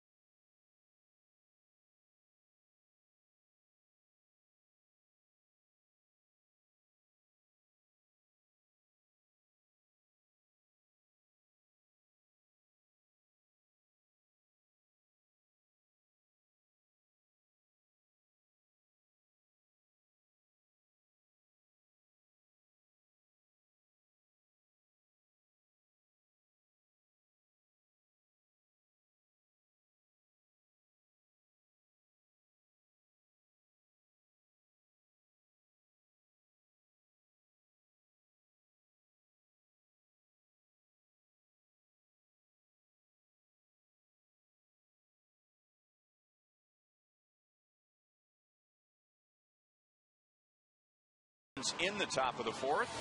Just a reminder to go to foxsportskansascity.com to vote for this year's Royals top memorable moment that you would like to see replayed here on Fox Sports Kansas City.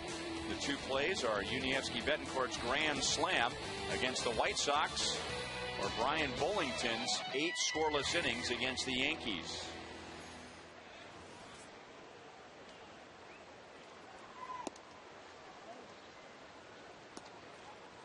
Ball 1 on Trevor Crow, who has struck out twice against Kyle Davies.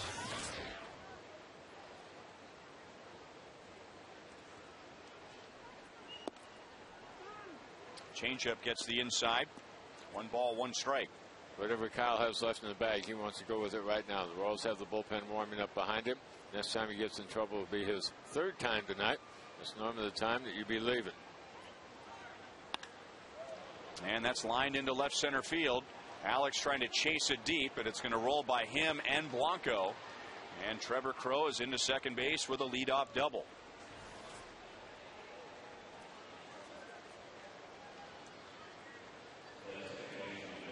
That's a changeup down. The previous pitch was a good offering. Now right there, fastball up and out over the plate. Crowe just guides it the opposite way. Rolls all the way to the wall. They have their leadoff man on for the 3rd time tonight. Scored one of the 2 first times they got it done. I think Kyle is throwing his last pitch of the evening. Well, who saw this coming? In the first 3 innings, Kyle gave up no runs, 2 hits. But now in the last 3 innings, 4 runs on 6 hits. Chevy call to the bullpen, and it's Brian Bullington to face Luis Valbuena.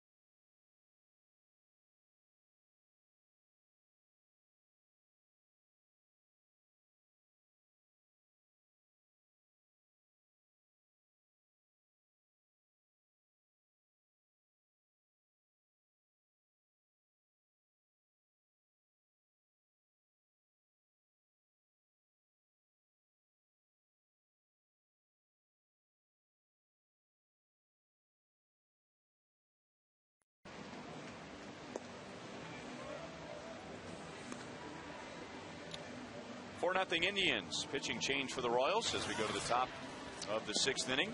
Tomorrow, over at Arrowhead Stadium, K-State will take on Iowa State.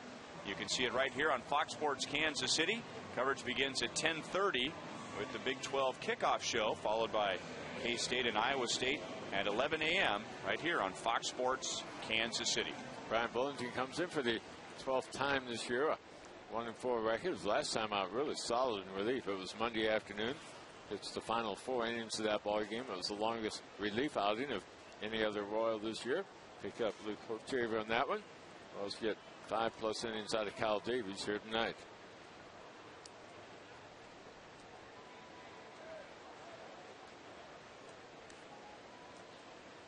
Trevor Crowe opened the inning with a double, then the pitching change. Valbuena has walked, and he's grounded out to short.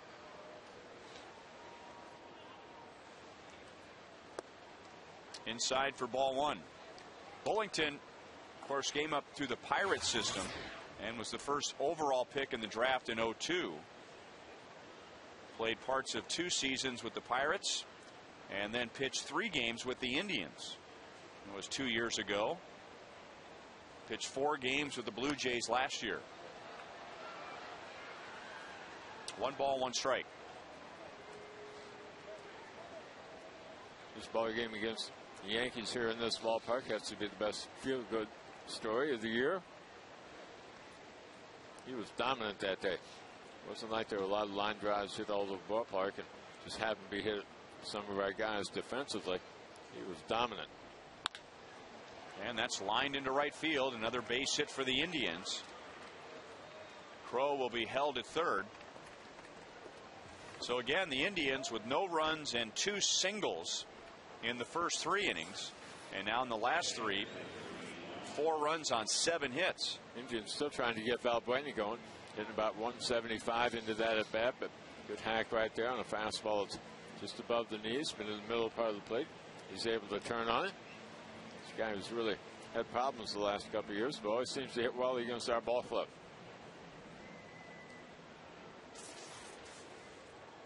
So important for the relievers to come out of the bullpen and get that first hitter. Get that out, all of a sudden the inning turns around a little bit. If they happen to get on by a base hitter, just anyway, keep the inning going. All of a sudden now they have the momentum. In the 4-run fourth, Shin-Soo Choo hit a 2-run home run, but the bigger hit might have been Lou Marson's 2-run single. Breaks his bat and gets it past Betancourt, so he'll drive in another run. The Indians lead 5-0, and Marson, the number 9 hitter, batting below 200 before the game, has driven in 3.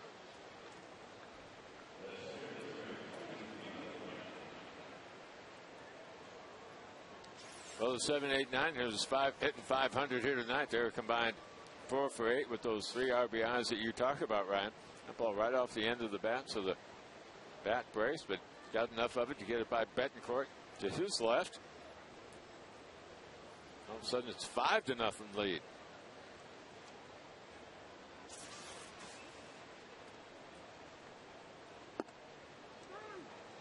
A strike on Michael Brantley, who is 1 for 3. He could easily be 3 for 3. He has a 17-game hitting streak, so he's swinging the bat well. And his 2 outs tonight have been a line drive 1 hop and a diving play by second baseman Mike Aviles and a line out to center field. Left field and right at Alex Gordon. So that's the first out of the inning. Valbuena is back to second, and Marson is back to first. Tonight's copyrighted telecast is presented by the authority of the Kansas City Royals and may not be reproduced or retransmitted in any form, and the accounts and descriptions of this game may not be disseminated without the express written consent of the Kansas City Royals Baseball Corporation. Ryan Lefevre with Paul Splittorff and Joel Goldberg with producer-director Kevin Shank tonight. Associate producers Al Broughton and Sam Abramson. And the producer of Royals Live is TJ McGinnis. Joel, what were you saying? I don't remember. Something about traveling and a bat toss and the fight. That was about the worst time 2-out story in the history of 2-out stories. Yeah. Ryan thought he had a safe lead in that category, but not anymore. No, I think I caught him in one story there. Needless to say, the name of Smooth will stick with Frank. Yeah. But that's all right. It's 1 out right now. There's the Tuxedo Chicken, which was the winner at our Fox Sports Kansas City Barbecue Showdown. The chicken with the bacon as the cummerbund and the bow tie.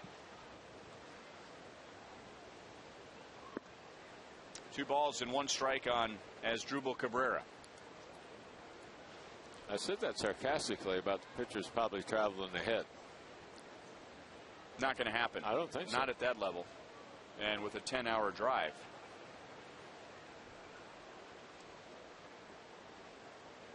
Cabrera is 2 out of 3 with a run scored. He was 0 for 10.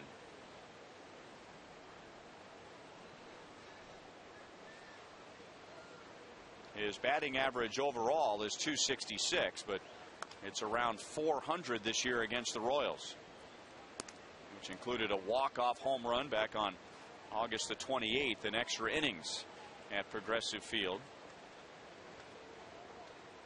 Mentioned early in the ballgame, they had 5 guys in their lineup tonight that had long offers coming in to tonight's ballgame. All 5 of those guys have either gotten a base hit or a walk and scored a run. This might be a turnaround ball game for them.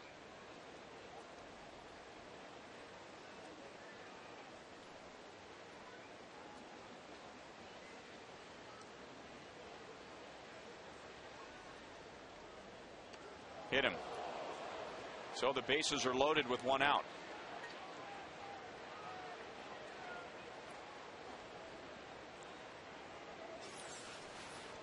You see the catcher Pena set up inside, so they're trying to go fastball, get it to back up, and get to the corner. And we got that far because it hit Cabrera on the upper arm. He's going to stay with that ball. He was not going to give up on that inside part of the plate.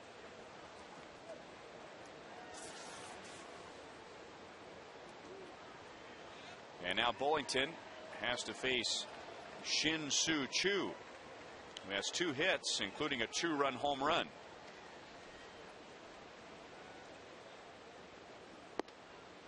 There's the movement that Bullington was looking for.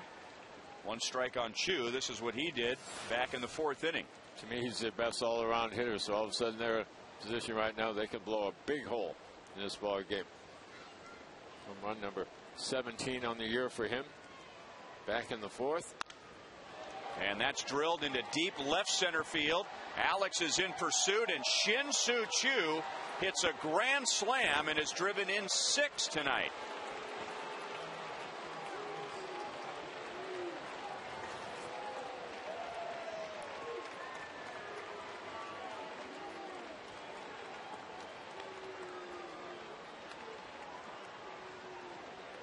I said earlier, the Indians are confident he could finish with 20 or more home runs. We don't want him walking out of this series with having them already. Opened the ball game with 16, so 17 came in inning number 4. 18 comes right here. And you talk about blowing a big hole in it, all of a sudden down by 9. That fastball's the outer part of the plate. I mean, that wasn't like sitting in the middle, but terrific power the opposite way. About the second row out there. I mean, that ball's crushed, because how many balls have we seen die in that area? There's a breeze. I won't even say wind. Just a breeze blowing in that direction. It's not hot. It's not humid. You wouldn't figure that the ball would be carrying, but he drives that to one of the deepest parts of the ballpark into the opposite field. Indians must think a lot about that guy, because they have moved a lot of players at the trading deadline over the last 2 or 3 years. And he's still only 28 years old, so he's been around the league a little bit, but still has some good years ahead of him. They have had to have some calls on him. Nobody on the left side. The Royals are playing Hafner to pull, and that's going to be an easy double for him. So 7 have come to the plate in this inning, and 5 have scored. 1-run charge to Kyle Davies, the other charge to Brian Bullington. Most teams play the shift on Hafner. The Royals have done it for years, and Ned Yost was talking about that in his pregame media meeting here this afternoon. Talked about all the hundreds of at-bats, not just the bats against the Royals, but what they do against all kinds of pitching. Now, everybody pulls the shift on him, but that time he went the opposite way, and a lot of times Ned was saying it kind of takes them out of their ball game. You got a guy who can hit the ball out of the ballpark, and all of a sudden you're going to cut down on a swing, take the ball the opposite way. You give him a single, but that time he got a double, because the Royals are also pulled way around in the outfield.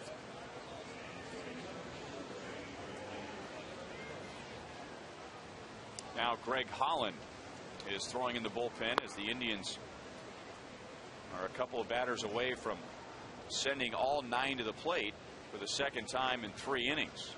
They have a 4-run 4th and a 5-run 6th. That was Shin-Soo Choo's second grand slam this year. So he has driven in 6 of the 9 runs.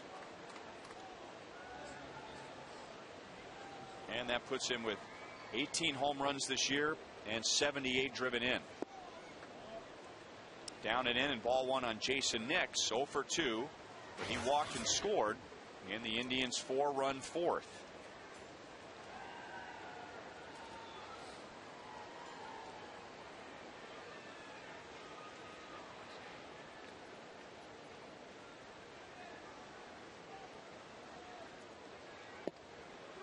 And the slider is in for a strike.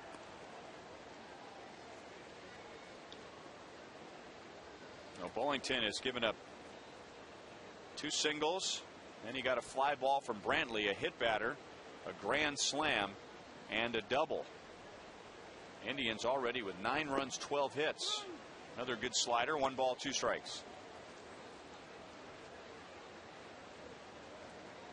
Kyle Davies gives up 5 runs, 8 hits in his 5 innings. He faced the first batter in this inning, gave up a double. Kyle got off to a very good start. He got around a couple of base hits in the first inning and retired 8 in a row. Allowed no runs in the first 3 innings, but got into trouble in the 4th and in this inning.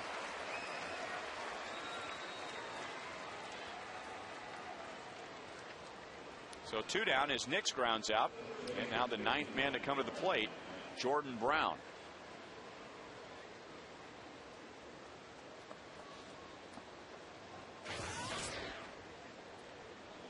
Last inning, Brown lined to left. Alex Gordon made a fine running play going into left center field. That took a run, if not 2, away from the Indians.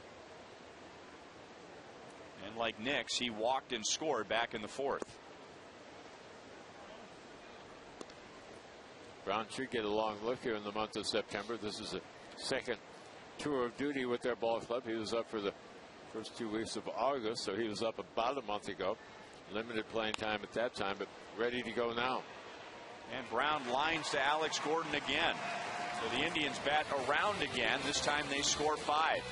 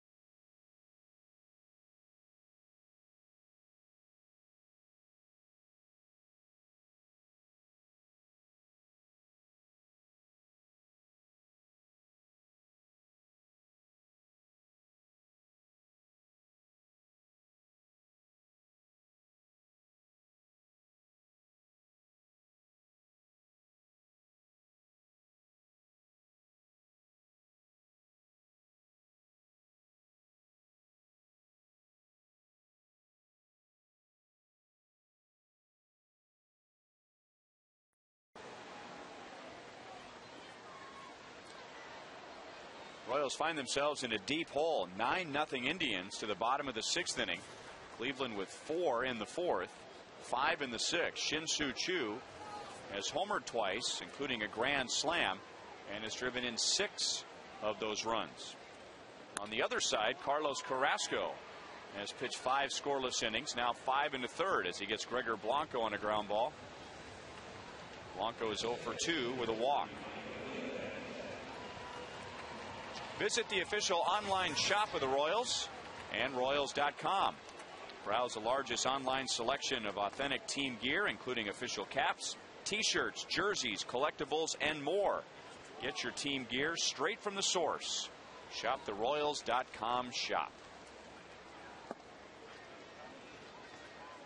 9th ground ball out of the night for Carrasco, so still dominating the Royals. Royals have had him in trouble. Only 1 inning here tonight. That was inning number 4.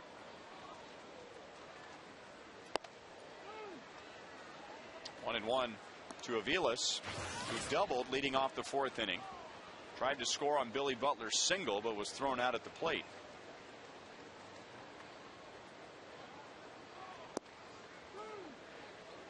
One ball, 2 strikes. Avila's having to deal with those two different fastballs. Crosso started him off with the sinking fastball, came back with the four-seamer at 95 miles an hour. Then that last one back to the sinking fastball at 87. So right there's 8 miles an hour difference, and it's basically the same pitch. All he did was go from 2 seams to 4 seams and back to 2 again.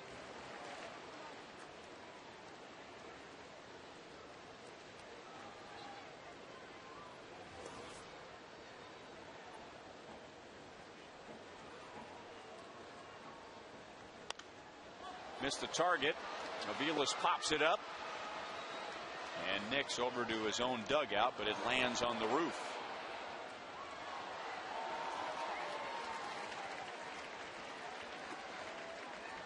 Aviles on this homestand is getting all the playing time at second base.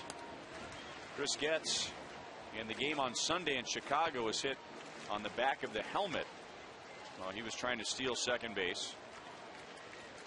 Diagnosed with a slight concussion. And talking to Royals general manager Dayton Moore before the game tonight, Chris is a lot better, but still not 100%. There's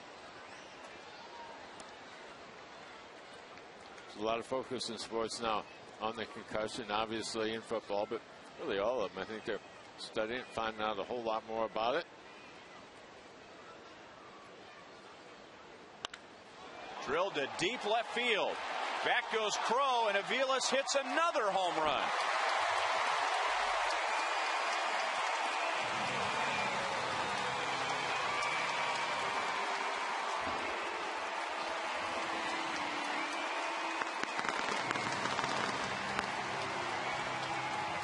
So Mike Aviles went over 300 at-bats without a home run, and now he has 3 home runs in his last 4 games.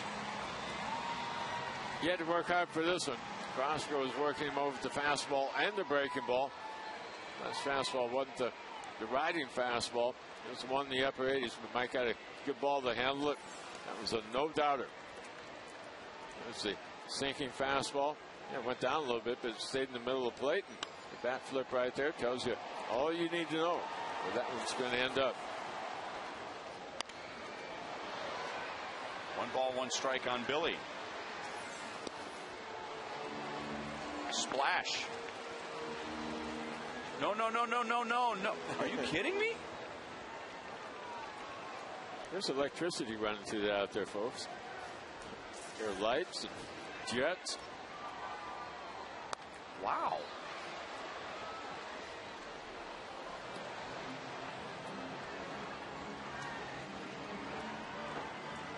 Sir, if we wanted you to jump in the fountains, we wouldn't have put a railing up. And I think there's a sign right there on the railing. He just happens to be standing right in front of the sign. That is blasted to left field. Heads up, Royals Hall of Fame.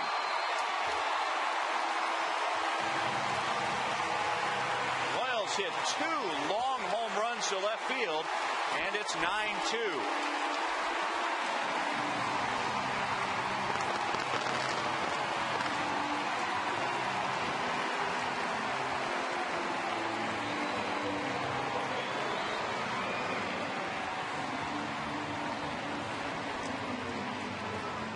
Is that the longest one we've seen out of Billy? I think so. Wow. That was big time. Manny Acta doesn't appear to be too concerned. The Indians still have a 7-run lead. Royals with back-to-back home runs. And now the Royals have hit 10 home runs in their last 5 games. This is a 4-seamer right there. Tried to muscle up, get a little extra on, try to get it back in the swing. Instead, Billy got to hit. So 2 home runs tonight, 1 to Aviles on the ball that is sinking. 4-seamer to Billy. How high up on the windows did that hit? Man.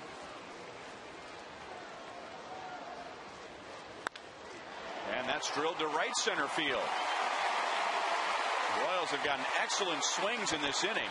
Bettamy trying for second, and he's in with a double. The only out was a hard ground ball to second base. And now back-to-back home runs. A double for Bettamy. It's his 2nd hit of the game. Bettamy left home plate thinking double right here. This ball is dead into the gap, and again, Q is the right fielder. He already has a dozen assists so far here in 2010. He goes over and makes the play on this ball, so Bettamy had to factor that in.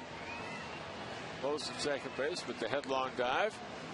Berry handles that ball cleanly. He might have been out. But Bettamy is safe at second base, safe and secure. New York Life. Tim Belcher out to have a visit with the young right-hander. There's Manny Acta, the manager, out to visit him in the fourth inning. So the Royals turn the inning around after a ground ball out. Ninth ground ball out of the ballgame to open this inning. Home run to Aviles, home run Butler, double Bettamy.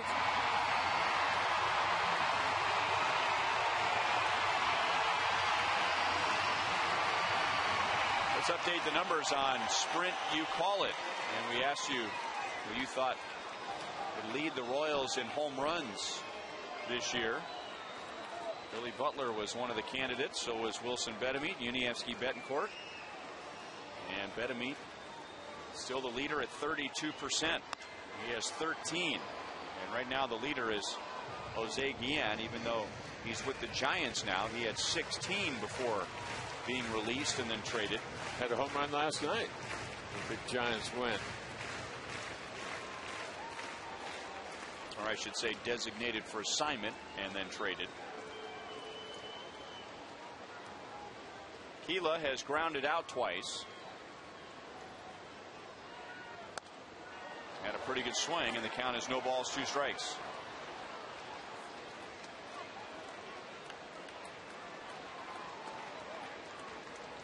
Keela had one of the 5 home runs in the final 2 games of the Oakland series. Drove in 3. But as he steps in here, he is 0 for his last 9.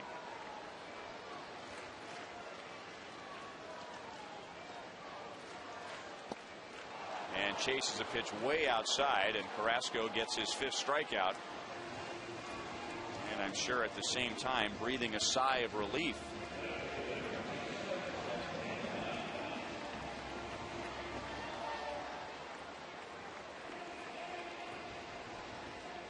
And now Brian Pena, who is 0 for 2 with a strikeout.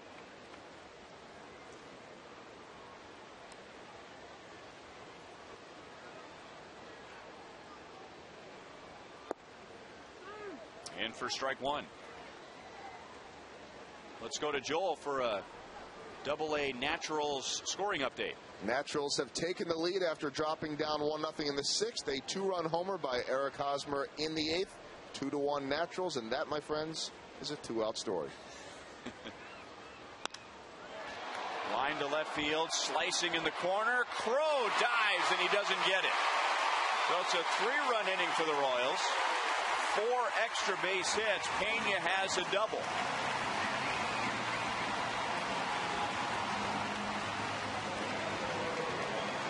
Ryan, a lot of times when a young guy starts to get hit around a little bit, it's kind of natural for him to try to throw a little bit harder. And I think we've seen Carrasco do that.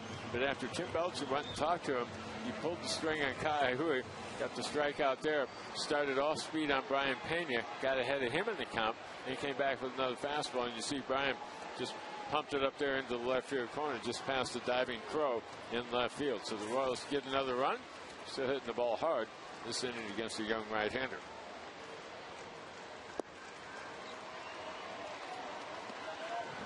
Alex is struck out and grounded out 0 for 2.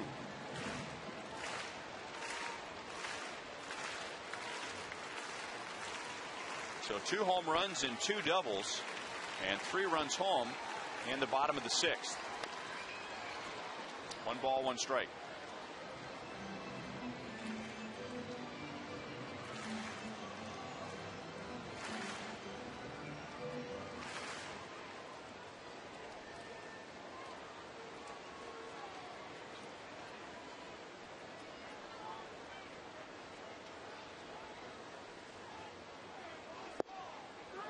Takes the breaking ball for strike 2.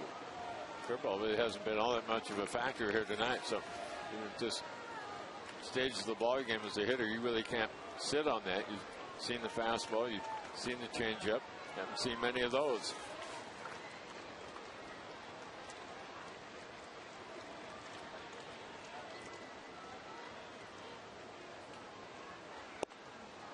Two balls, two strikes. What would really help Carrasco right here was he had a veteran catcher behind the plate. So many times they try to pair up the young guy on the mound with a veteran guy behind the plate, but Marson only has about a half year more time at this level than tonight's starting pitcher.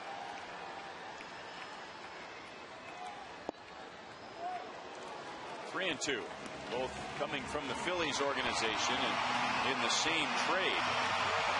Hopefully going to the Phillies. Carlos Carrasco, Lou Marson, and Jason Donald going to the Indians.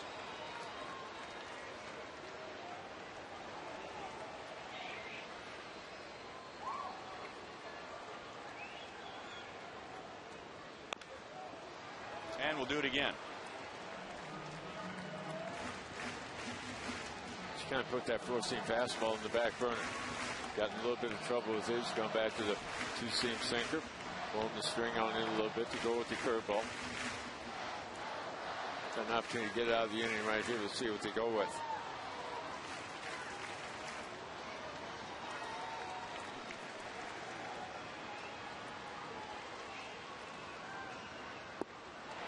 Off speed, Alex strikes out. The Royals strike for three.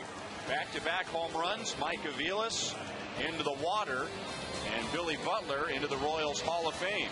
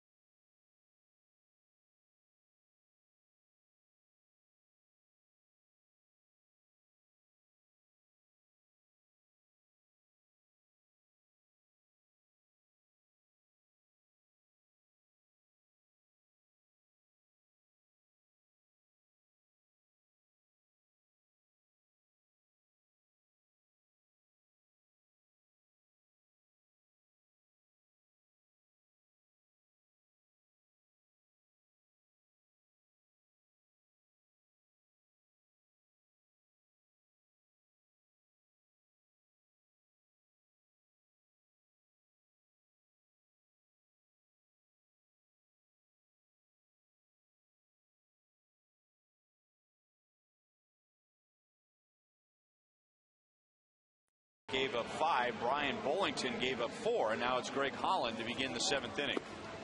Holland's last time out was that Sunday ball game on the south side against the White Sox. First time he's pitched in this homestand. Becomes the Royals' third pitcher of the night.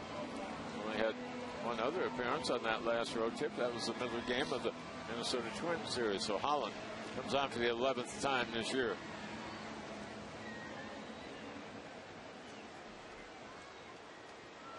Royals providing some excitement with back-to-back home runs and 3 runs in the bottom of the 6th. But Cleveland Indians batted around in the 4th and scored 4. Batted around again in the 6th and scored 5. So the Royals still need 6 more runs, and they cannot allow the Indians to keep on scoring as they have tonight. Here's a good start. Trevor Crowe rolls tequila. And 1 away. Let's check in with Joe Goldberg. Well, Ryan, we had real Royals trivia today and had a tiebreaker. So exciting time out there. Great prizes. A lot of fun. Still have one more left this year. And yes, you know who that is, Ryan. So good Kevin time Shank. with real Royals trivia with the Indians theme. And I should give you guys maybe one more question. I don't want to give you the ones that we've already had because you know the answers. So, Split, I'll ask you this. There are, to my knowledge, 9, if this were real Indians trivia, 9 former Indians draft picks in the house, minus any random fans or something that were drafted by the Indians. 6 of them are Indians players. Who are the other 3? Indians draft choices. Ryan will know the answer, so. Well, Rick Manning will be one. Rick Manning will be one. The other is in the Indians dugout in uniform, but not a player. That'd probably be Sandy Alomar. Nope. No, he came up with San Diego, I believe. And probably not drafted. Former Royal. Belcher, did he start out with them? No. John Nunnally. John Nunnally. Ryan, don't tell him who the third is, but Split, you should be pretty close to the answer. To my left. There you go. Oh. Ryan, oh! Oh, yeah. Oh, yeah, the other is Ryan Lefevre.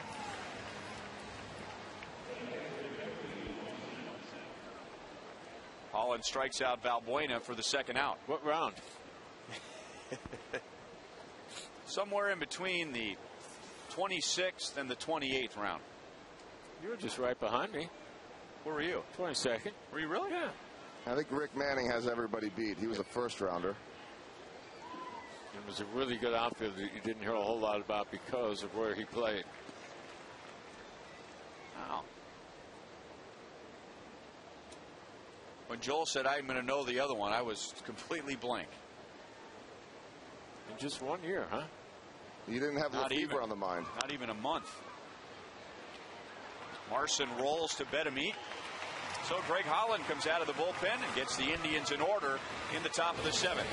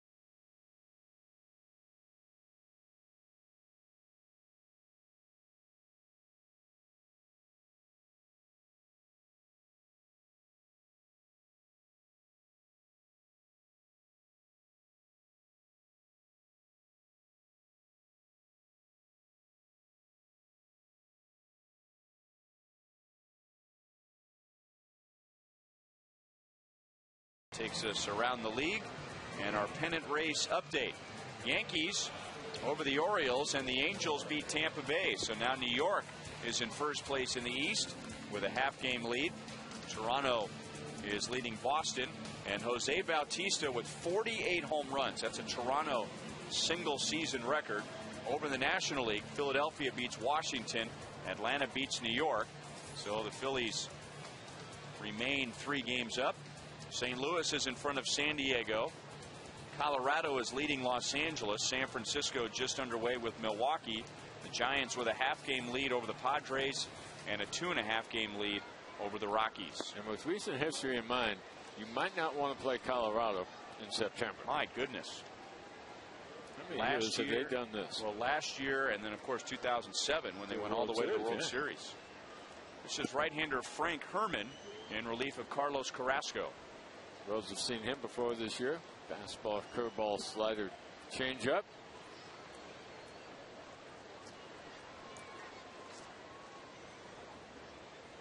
Herman was with their ball club in spring training, but he was there as a non-roster player.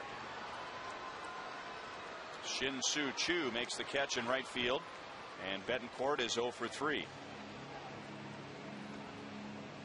Indians got Frank Herman out of Harvard University, and he was undrafted back in 2005. Also played on the Harvard football team. Undrafted because of an elbow problem during the draft, but the Indians saw him pitch in a summer league after the draft and signed him undrafted. What's the average starting salary for a Harvard graduate? Yikes. You and I will never know. Grounded to Valbuena. Mitch Meyer is 0 for 3. Well, I made the joke when we were talking about Frank Herman last time that he was studying investment banking at Harvard. And doesn't every graduate at some point get into investment banking? They certainly make enough money to do some investment banking. Maybe start out in engineering or something.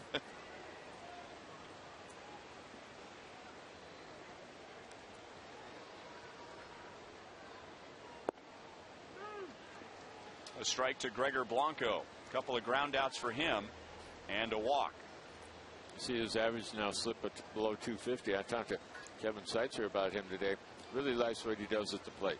Good knowledge of the zone, good quick hands. Thinks he can be a 280 to 290 hitter. And as well as he knows the zone and where he's able to get the base on balls, I think his on base percentage would be right there where you'd want it to be for a leadoff man.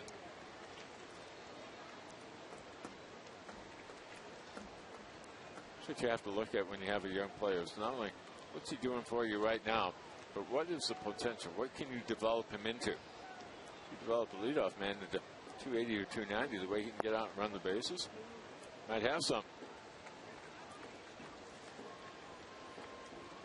And his on base percentage is .335, which isn't great, but it's 80 points higher than his batting average. So if he gets up to 280 and keeps that pace, well, now you're looking at a .360 or higher on base percentage. Well, these guys can be able to bunt his way on. That'll help.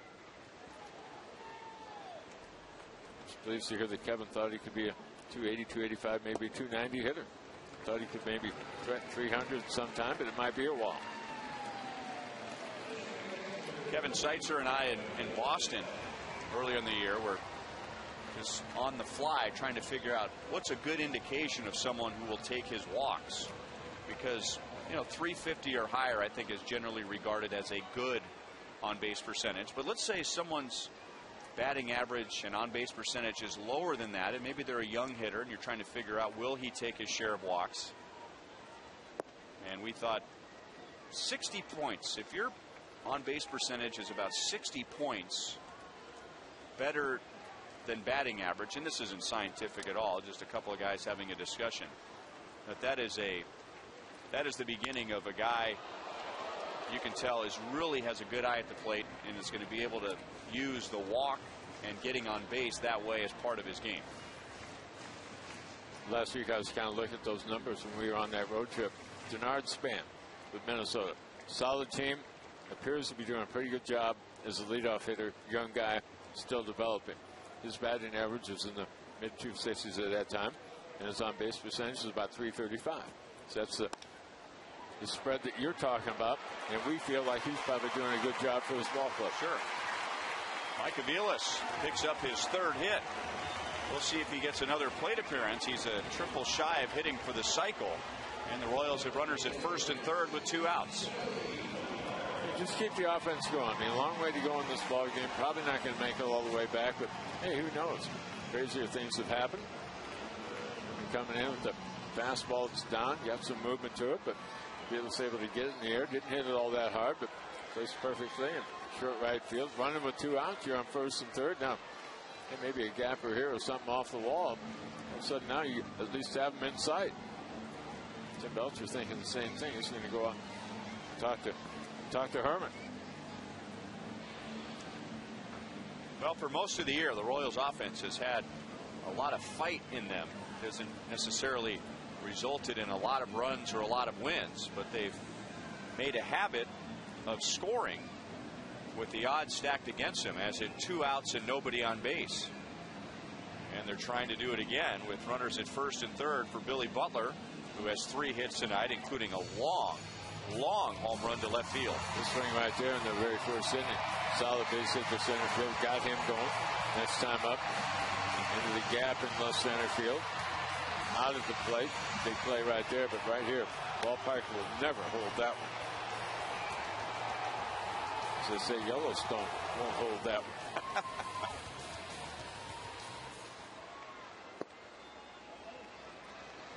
1 ball, no strikes.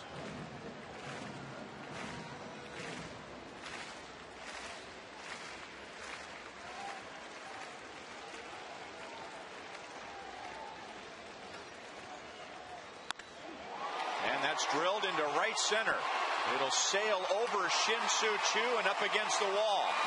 Blanco scores. Aviles will be held at third, and Billy Butler has a 4-hit game.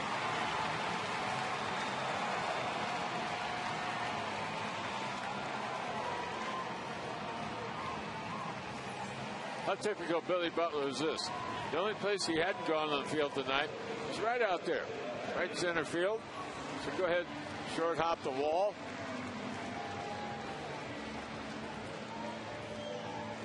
Torres had some good swings tonight. Ball hits the middle of the warning track. High hop off the wall. Drew with that powerful arm sends it back in. Eddie Rodriguez has already had 1 base runner thrown out tonight. He won't want to have it happen again, so Aviles holds on at third. He would love to get 200 hits this year, but he would have to average one more hit total than 2 hits per game for the rest of the season. So he's ahead of that with 4 tonight. But the Royals with 17 games, and Billy needed 35. Hey, there's a great catch in the upper deck. Brought his glove, stayed in the upper deck, and has a souvenir. Billy had a career high 183 hits a year ago. 122 the year before that. Betemeet is 2 out of 3. He has an extra base hit, a double in the 6th inning, and he has scored a run. So 2 outs and nobody on, a walk, a single, and a double. 2 balls, 1 strike. You know, Billy's still a young player. I think it's just a matter of time before he has a 200-hit campaign. The thing about him, he's not going to run any of it. He's going to hit all of it. And that double was his 40th of the year, so he has 91 the last 2 years combined, and that's more than any other major leaguer. 2 balls and 2 strikes on Betemeet. This is a big hitter for Frank Herman. If he gets Betemeet, the Indians still have a 5-run lead with 6 outs to go. Their closer right now, Chris Perez, is pitching as good as anyone in the league. But if Betemeet gets a base hit, now the Royals are down by 3. And they still have 7 more outs to work with. Got him with a slider down and in. So the Royals add a run, but still trail by 5 at the end of 7.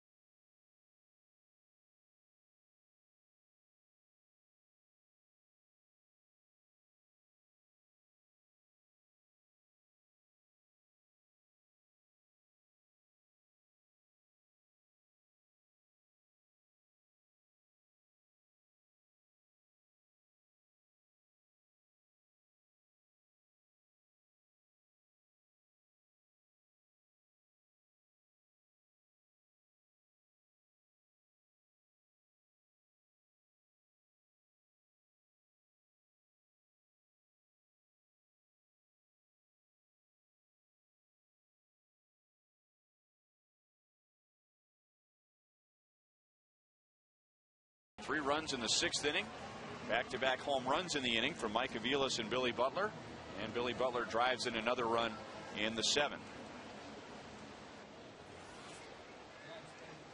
Kyle Davies gave up 5 runs in 5 innings. Brian Bollington allowed 4 in 1 inning. And now Greg Holland working on his 2nd inning. You got the lower third of the Indians in order in the 7th. And now the top of the order, Michael Brantley, Asdrubal Cabrera, and Shin-Soo Choo.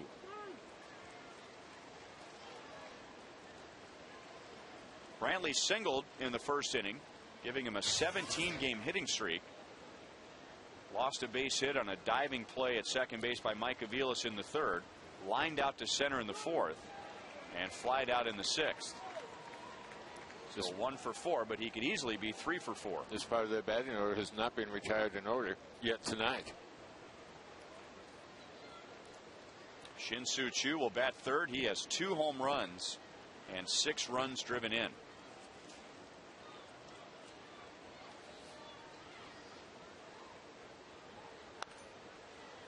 Still 0-2. Greg Holland was called up from AAA on July the 29th. That was the day that Scott Pasednik was traded to the Dodgers. So Greg Holland taking his roster spot. Royals drafted him in the 10th round of 07. He became the first Dayton Moore draft pick to get to the big leagues. Dayton took over as Royals general manager in 2006, but that was after the draft. So his first draft with his staff was 2007. First round pick that year was Mike Moustakas.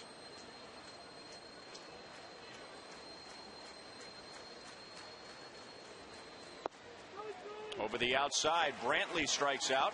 So Holland is face 4 and retired 4. That's his 2nd strikeout.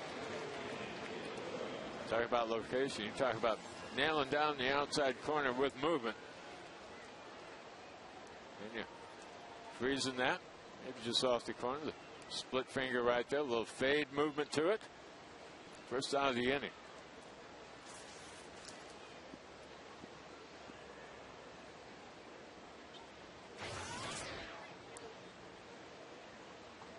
And now he faces Asdrubal Cabrera, who grounds it to the right side. Keela fields in front of Aviles, and the long underhand toss is in time. So 2 outs, and that means Shin-Soo Choo comes to the plate with nobody on.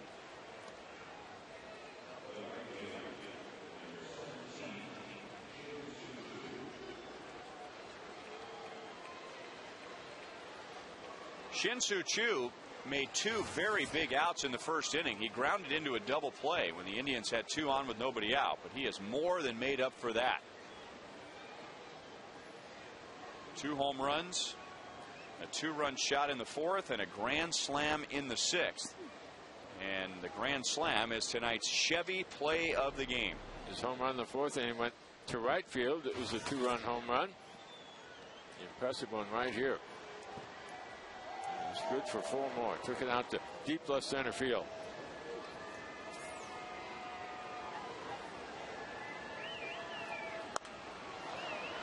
One ball, 1 strike. You had mentioned last time he was up that you were sure the teams had been calling on him, and I agree. And why wouldn't you? He has a great arm in right field. He can run. He has stolen 20 bases or more in the big leagues. He hits for power, he hits for average, and he's among the league leaders in on-base percentage.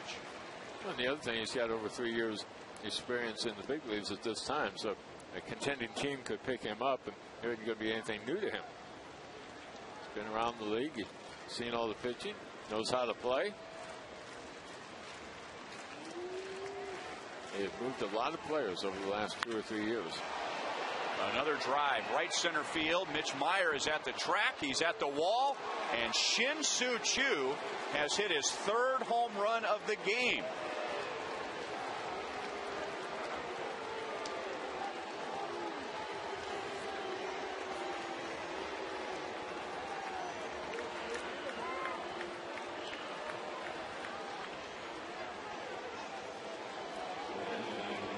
John, you knew he got a lot of this ball, but it was so high in right field, you thought maybe it was going to be too high to get out of here.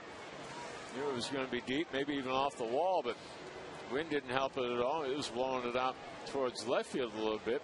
If it moved it at all, it would have moved it to a deeper part of the yard.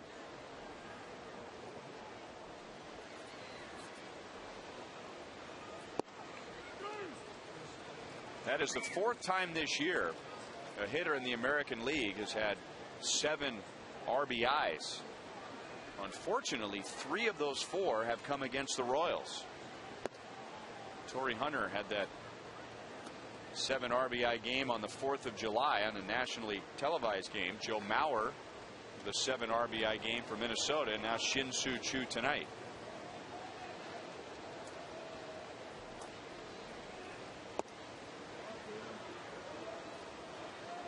He's just a 3-run home run away from a home run cycle.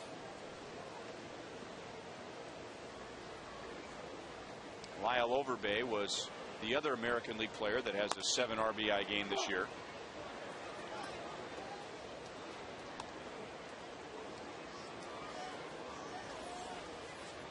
Really not quite a display here tonight. That's home run zone right there, about belt high in the middle part of the plate. They're chasing it all the way to the wall, but right there at the Pepsi party porch.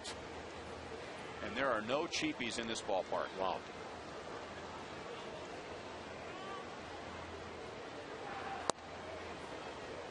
Three balls and 2 strikes on Hafner, who has 2 hits tonight. Indians with 10 runs on 13 hits. Last series between the 2 teams at the end of August was in Cleveland, and the Indians in game 1 of that series won 15-4.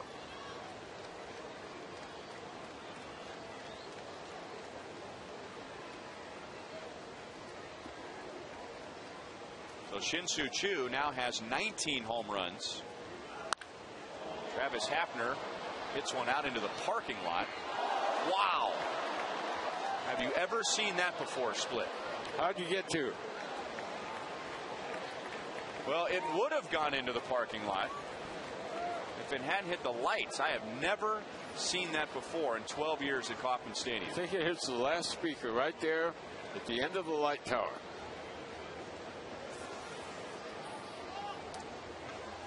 Tough for a left-handed hitter to pull that one that far back behind him.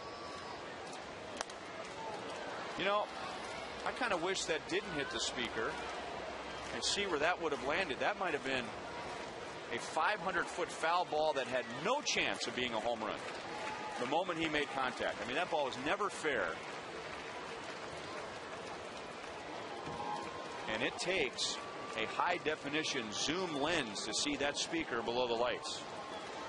That is a long, long way from home plate. And now he drills it into deep left center field. Alex is chasing, and this will stay in the ballpark. Hafner will have his 3rd hit and his 2nd double.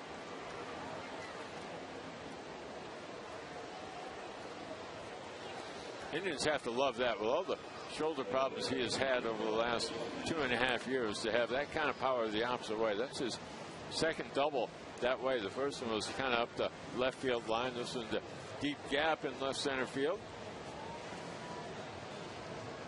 That ball might have been out of the zone. Up and away, but able to get the leverage on it and just hammer it to left center field. Short hop in the wall. The boys are making this ballpark look kind of small here tonight.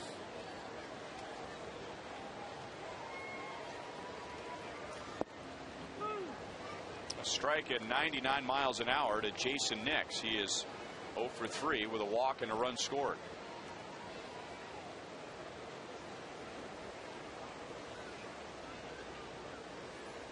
So the Indians, with 2 outs and nobody on, get a run. Royals did the same thing last half inning. Let's get an update from AA from Joel. Well, Northwest Arkansas hangs on. They win it 2-1 behind the Eric Hosmer 2-run, 2-out homer in the 8th inning. Midland was threatening guys in the 9th with a 2-out rally of their own, runners on 1st and 3rd, but the Naturals close it out. They can close out the series and the championship tomorrow night in Midland.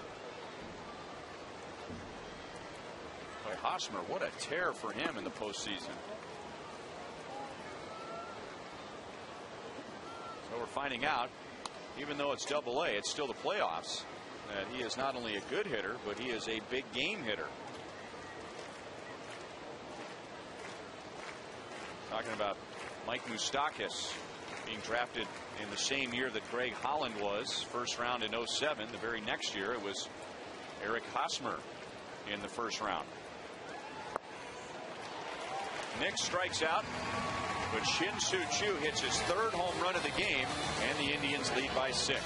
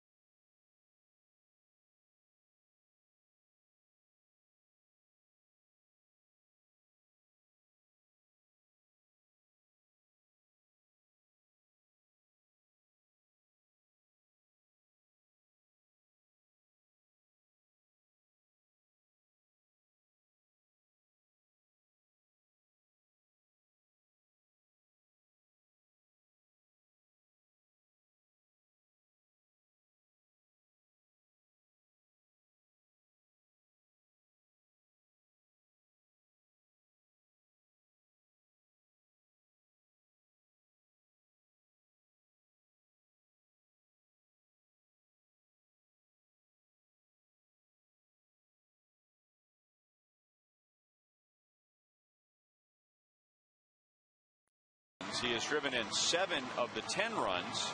Indians with 14 hits and a 6-run lead to the bottom of the 8th inning.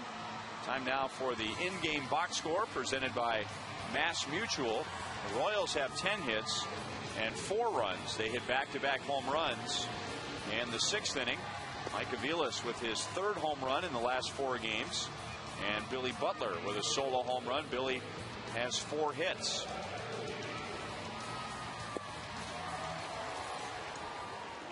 Third pitcher of the night for the Tribe is our throwing left-hander Tony Sipp. Comes in for the 65th time this year. 14 holes, big number for him. Opponent's batting average just .218. Not a big-time strikeout to walk ratio for him, but fastball, slider, changeup. Monda hits the 8th. And see the 5, 6, 7 hitters due in for Kansas City. And that's Keela, followed by Brian Pena and Alex Gordon.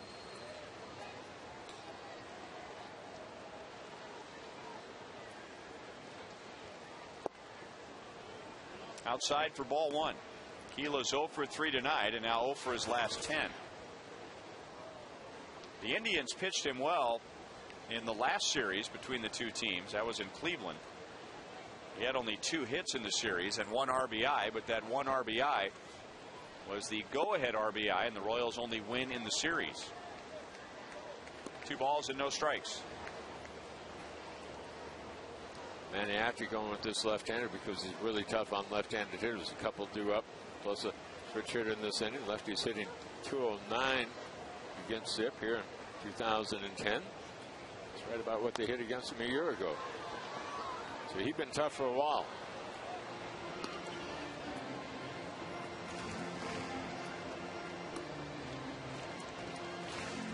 Royals were held down by Carlos Carrasco in the first 5 innings. They only had 4 hits, but then got to Carrasco in the 6th, and Carrasco just barely got out of the inning. The Royals scoring 3 runs, the 2 home runs, also 2 doubles in the inning, and then the Royals added a run against Frank Herman in the 7th.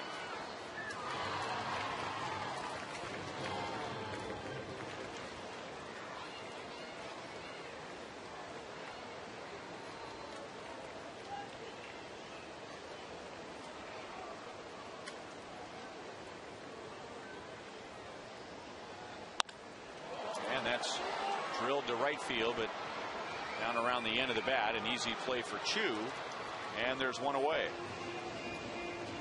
Let's get a preview of what's coming up on Boulevard Royals live from Joel.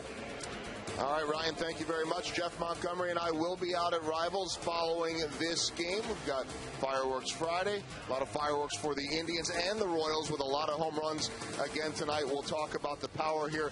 Kyle Davies night, hear from Ned Yost, and much more coming up. And by the way, guys, I did do the homework. We ran out of time. At least for this year, 346 the big leagues, 2-0 count, 3-1 count, 348. The numbers, as you expected, have gone up over the years. All right, thanks, Joel. Ryan Pena has an RBI double, 1 for 3. And he's behind quickly, no balls and 2 strikes.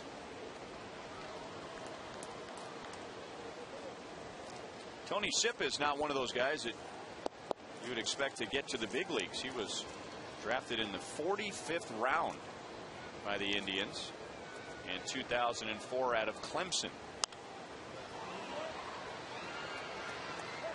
He was also an outfielder for Clemson, but the Indians saw him as a pitcher, so they drafted him late, and here he is in the big leagues.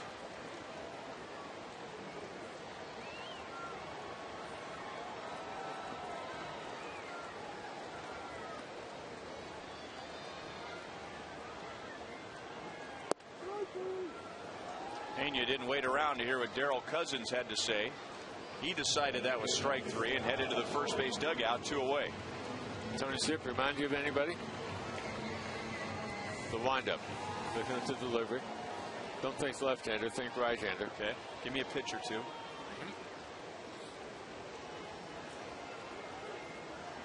He'll get Alex Gordon here, and Alex is having a tough night, 0 for 3 with 2 strikeouts. So 0 for 8 on the homestand. Big time character.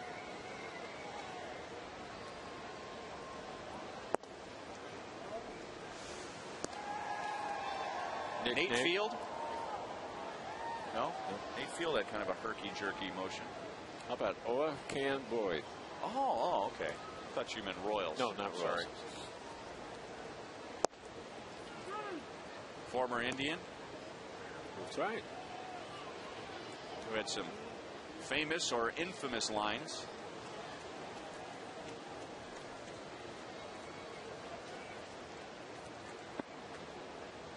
Two balls and 1 strike on Alex.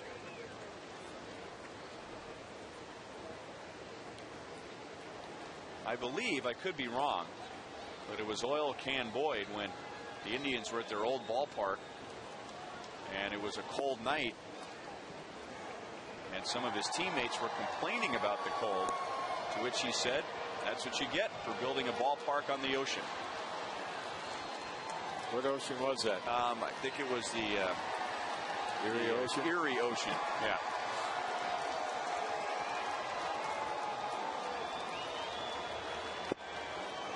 Alex takes a walk with 2 outs and brings up Yuniesky Betancourt. Walks have not been a problem tonight for the Indians, but Manny Acta in his first year as manager, Tim Belcher in his first year as pitching coach, they've had to endure quite a bit of walks. In fact, the most in the American League, 858, including the 3 walks tonight.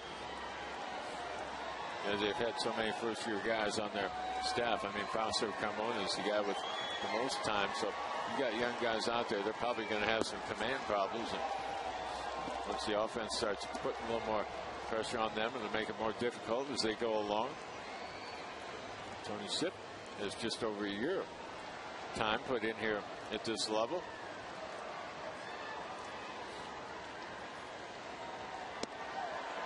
One ball, 1 strike. Uni has flied to right twice, and he is struck out.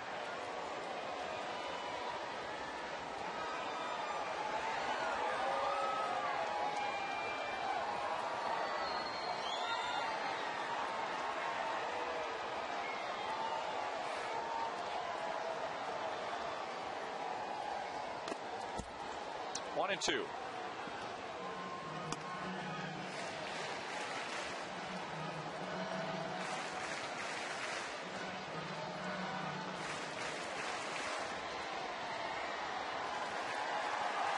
Tony Sipp trying to hold the lead, which shouldn't be difficult to do with 2 outs and a 6-run lead, and help Carlos Carrasco get his first major league win.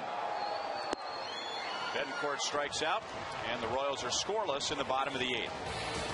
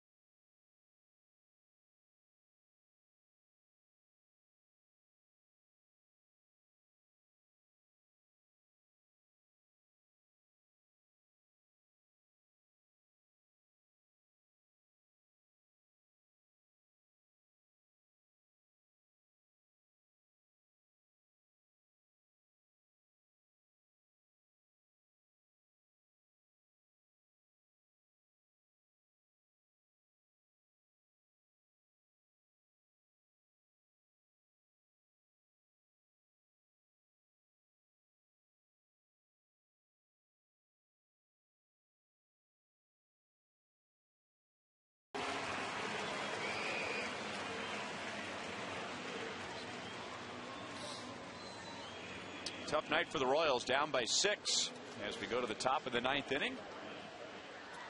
Shin-Soo Choo is the big story for the Indians with 3 home runs and 7 RBIs. And here's Brian Bannister coming out of the bullpen. Out of the bullpen for the first time this year. That 7-12 record. His last time out was as a starter was the Miller game of that last road trip, the 3-game set up in Minneapolis. And a tough night that night. That was the night that he was piggybacking with Luke Hochhaver. Wanted to get about 4 innings out of both of them. Bannister had the toughest night of the 2.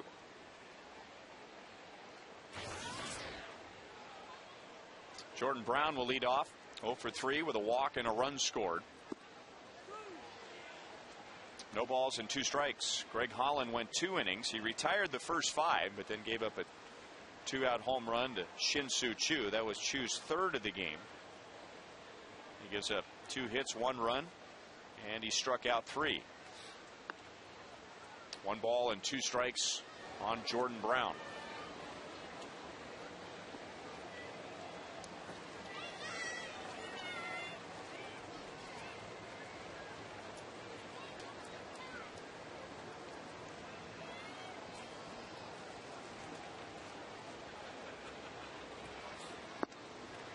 Two balls, 2 strikes.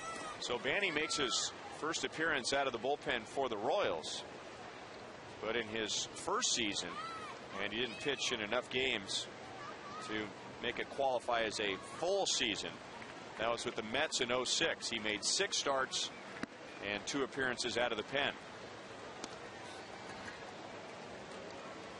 Jordan Brown, after falling behind in the count, takes a leadoff walk. Brown's last time out as a starter really had a hard time getting the ball down and in to the left-handed hitters, down and away from the righters. And 3 of the balls he threw out of the zone right there. He's trying to get out on that front foot, pretty good finish on it, and drive it down and in, but miss down and in, leading to the leadoff walk.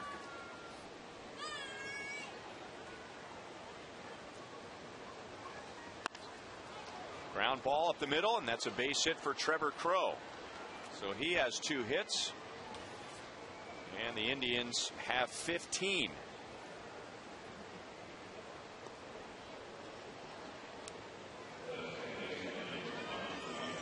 Just got to be loving this night with the bats tonight. This is a team that was really having a hard time picking up hits, scoring runs, coming in to this series. They've been getting good pitching, but kind of able to relax a little bit right now.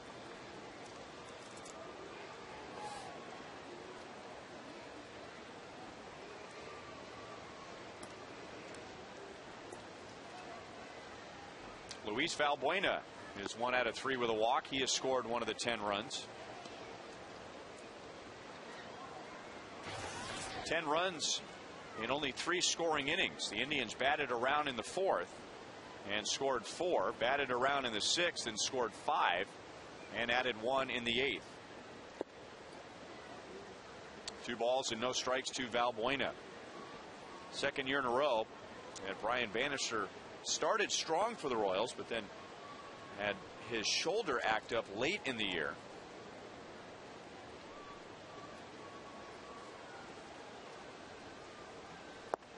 Two balls and 1 strike.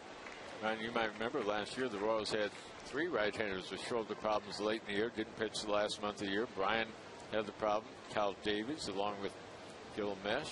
And 2 of the 3 back with the same problem here in 2010.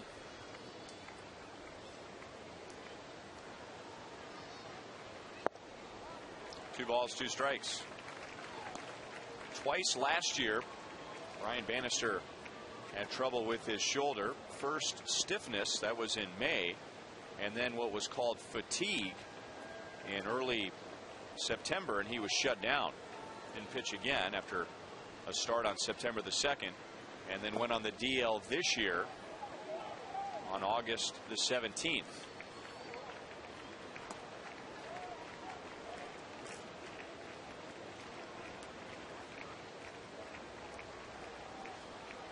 And the Royals are concerned, even in a 6-run game, that Brian might not be able to get through this inning. Bob McClure is on the phone to the bullpen. 3 balls, 2 strikes on Valbuena.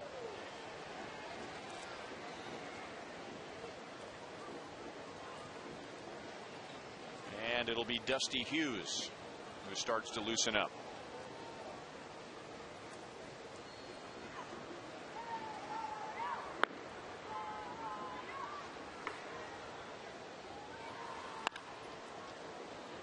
Betancourt to Aviles to Kaihue, not in time. The Royals getting 1 out. Crow is cut down at second base, and now runners at first and third. Whether Banny is 100% or not, he'll always want to try to keep the ball on the ground if he can. That means sinker was down and away, breaking ball. That one down and away from the left-handed hitter. Royals had an opportunity to turn it over, but Valbuena just quick enough to beat the relay.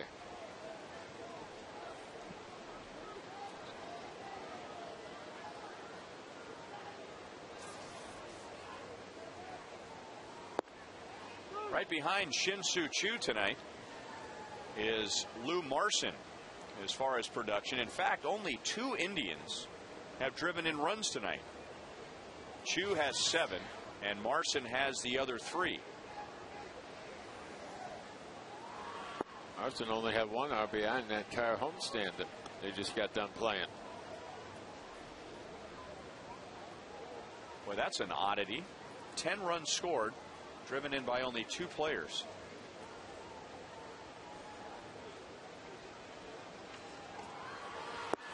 Marson's 2-run single in the 4th inning at the time was a big hit. Kyle Davies had given up a 2-run home run. Then he walked the bases loaded with 2 outs. If Kyle gets Marson, it's a 2-0 game. But Marson came up with a 2-run single. So then all of a sudden it's a big inning, and the Indians led 4-0. And the Royals haven't been close all night. Bannister missing badly with a couple pitches right here. This is one of those times where maybe the radar gun doesn't tell you everything you need to know. This fastball has been 91, 92 miles an hour, like it has most of the time when he's healthy. But he's missing badly on the command. Sometimes if you're not 100% hurting a little bit, you're going to miss a lot. So there's a 92 mile an hour again. Gets the strikeout, but looks like he really muscled up on that and really gave it everything he had instead of a nice easy motion. But really trying hard to get out over the front foot to put a finish on it so he can get some late life at the plate. Also some movement. Well, you and I did the game together in Minnesota that you were talking about when Bannister and Hochevar piggybacked, both coming back from the disabled list, and we noticed that his cutter had no movement to it. It was basically a straight pitch, and then come to find out the next day he only tried to throw one cutter. Well, I talked to him about that because I thought he was trying to throw the cutter down and in. He said he was having so much trouble. He tried to go with almost a slider, held it off center, wanted to get the slider, but even that ball was backing up out over the plate.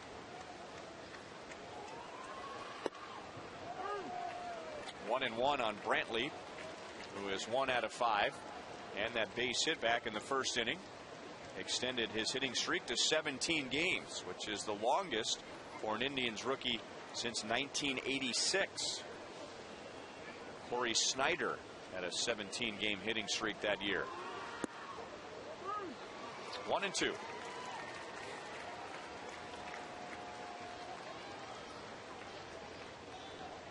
This is already a 22-pitch inning for Bannister.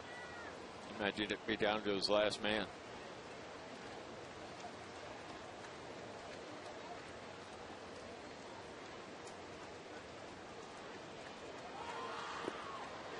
Struck him out, but the ball gets away from Pena. Brantley runs well, so there's no play, and a run scores. It's 11-4.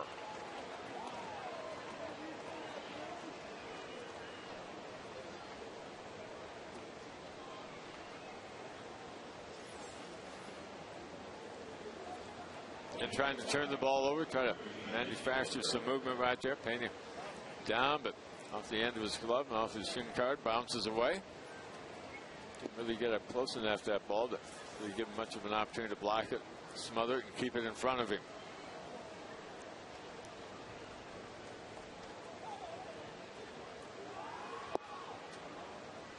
Outside ball one on Cabrera.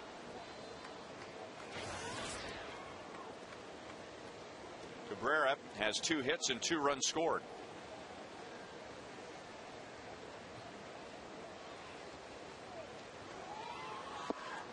And that pitch crossed up Pena. He was expecting something else, and he'll go out and talk to Banny about that.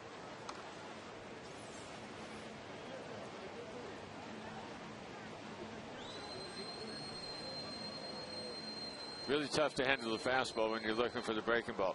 You saw Pena diving down and in towards the feet of the hitter. He was looking for a breaking ball, and that ball got in on him, got in on the heel of his glove. You jam a catcher almost like you jam a hitter with a fastball when he's looking for something off speed.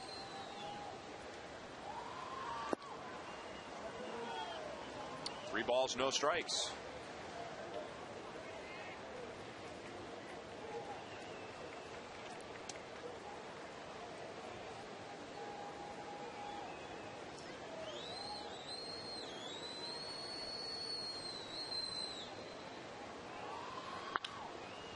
Grounded Tequila, and he's to the bag. That's the inning. The Indians add a run and lead 11-4.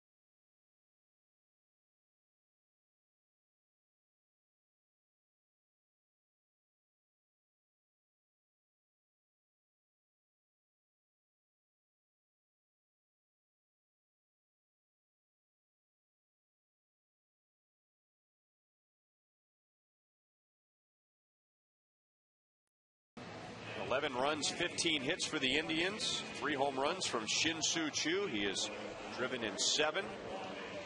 So the Royals coming up in the bottom of the 9th inning against right-hander Jensen Lewis. And after spreading the innings around, after he gets a half a dozen innings out of his starter, he gets an inning out of Herman, another inning out of Sip. Now Lewis Jensen on for the 32nd time this year. He's pretty much a one-inning guy in setup relief. He split the time each of the last 3 years between their big league club and the minor leagues. Jensen Lewis. He'll get Mitch Meyer, Gregor Blanco, and Mike Aviles.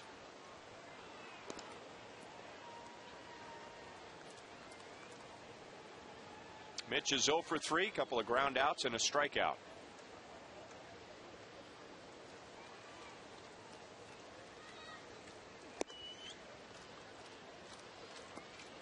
Well, a question going into the game tonight with the way the Royals finished up the Oakland series. Would the Royals continue to hit for power? And they have. Back-to-back home runs in the 6th inning. But those were both solo home runs as Meyer goes down on strikes. Royals with 10 hits. Mike Aviles has a home run and a double. Billy Butler a home run and a double. Wilson Betemit has a double. Brian Pena has a double. So the Royals are hitting with some power tonight. A half a dozen extra base hits. Good offensive night. The 4 runs out there, especially when you consider they spot the first 3 innings of the game tonight to a tough right-hander. Had a hard time getting the ball out of the infield. It made some adjustments and got it going in the middle innings. Unfortunately, going to come up a little bit late for that. Blanco with 2 walks and a run scored. Otherwise 2 ground outs. 1 ball, 1 strike. I think the numbers would be interesting on this ball club to break it down. Pre-trading deadline, post-trading deadline. Offensively, had a really good offensive year. Not much power. Maybe in the middle part of the league, and a lot of the key numbers in runs scored, on base percentage, big time improvement right there. The home run numbers way down. You figured that would be the case, but what did they get done in August and September after all the frontline guys were moved? 2 balls, 2 strikes. Alberto Callaspo, Scott Posednik, Jose Guillen, David DeJesus down with the thumb injury.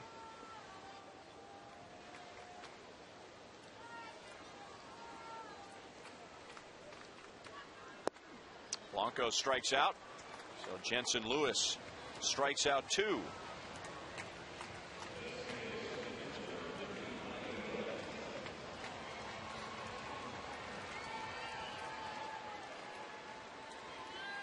Much less dramatic game for the Indians tonight than last night. They won in 13 games against the Angels last night in Cleveland.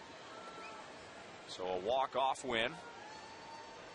And then a flight to KC, arriving late at night or very early in the morning, however you want to look at it.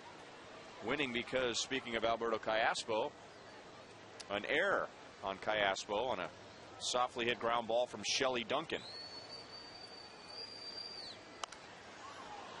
1 ball, 1 strike on Aviles. Royals had the day off yesterday. Cleveland not having the day off. Have played 1 more game. They have a day off before the final weekend of the season. The Royals have no more off days between now and the end.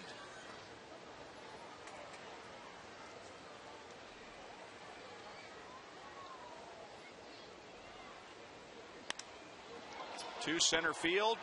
Brantley is there. And the Indians take game 1, 11-4.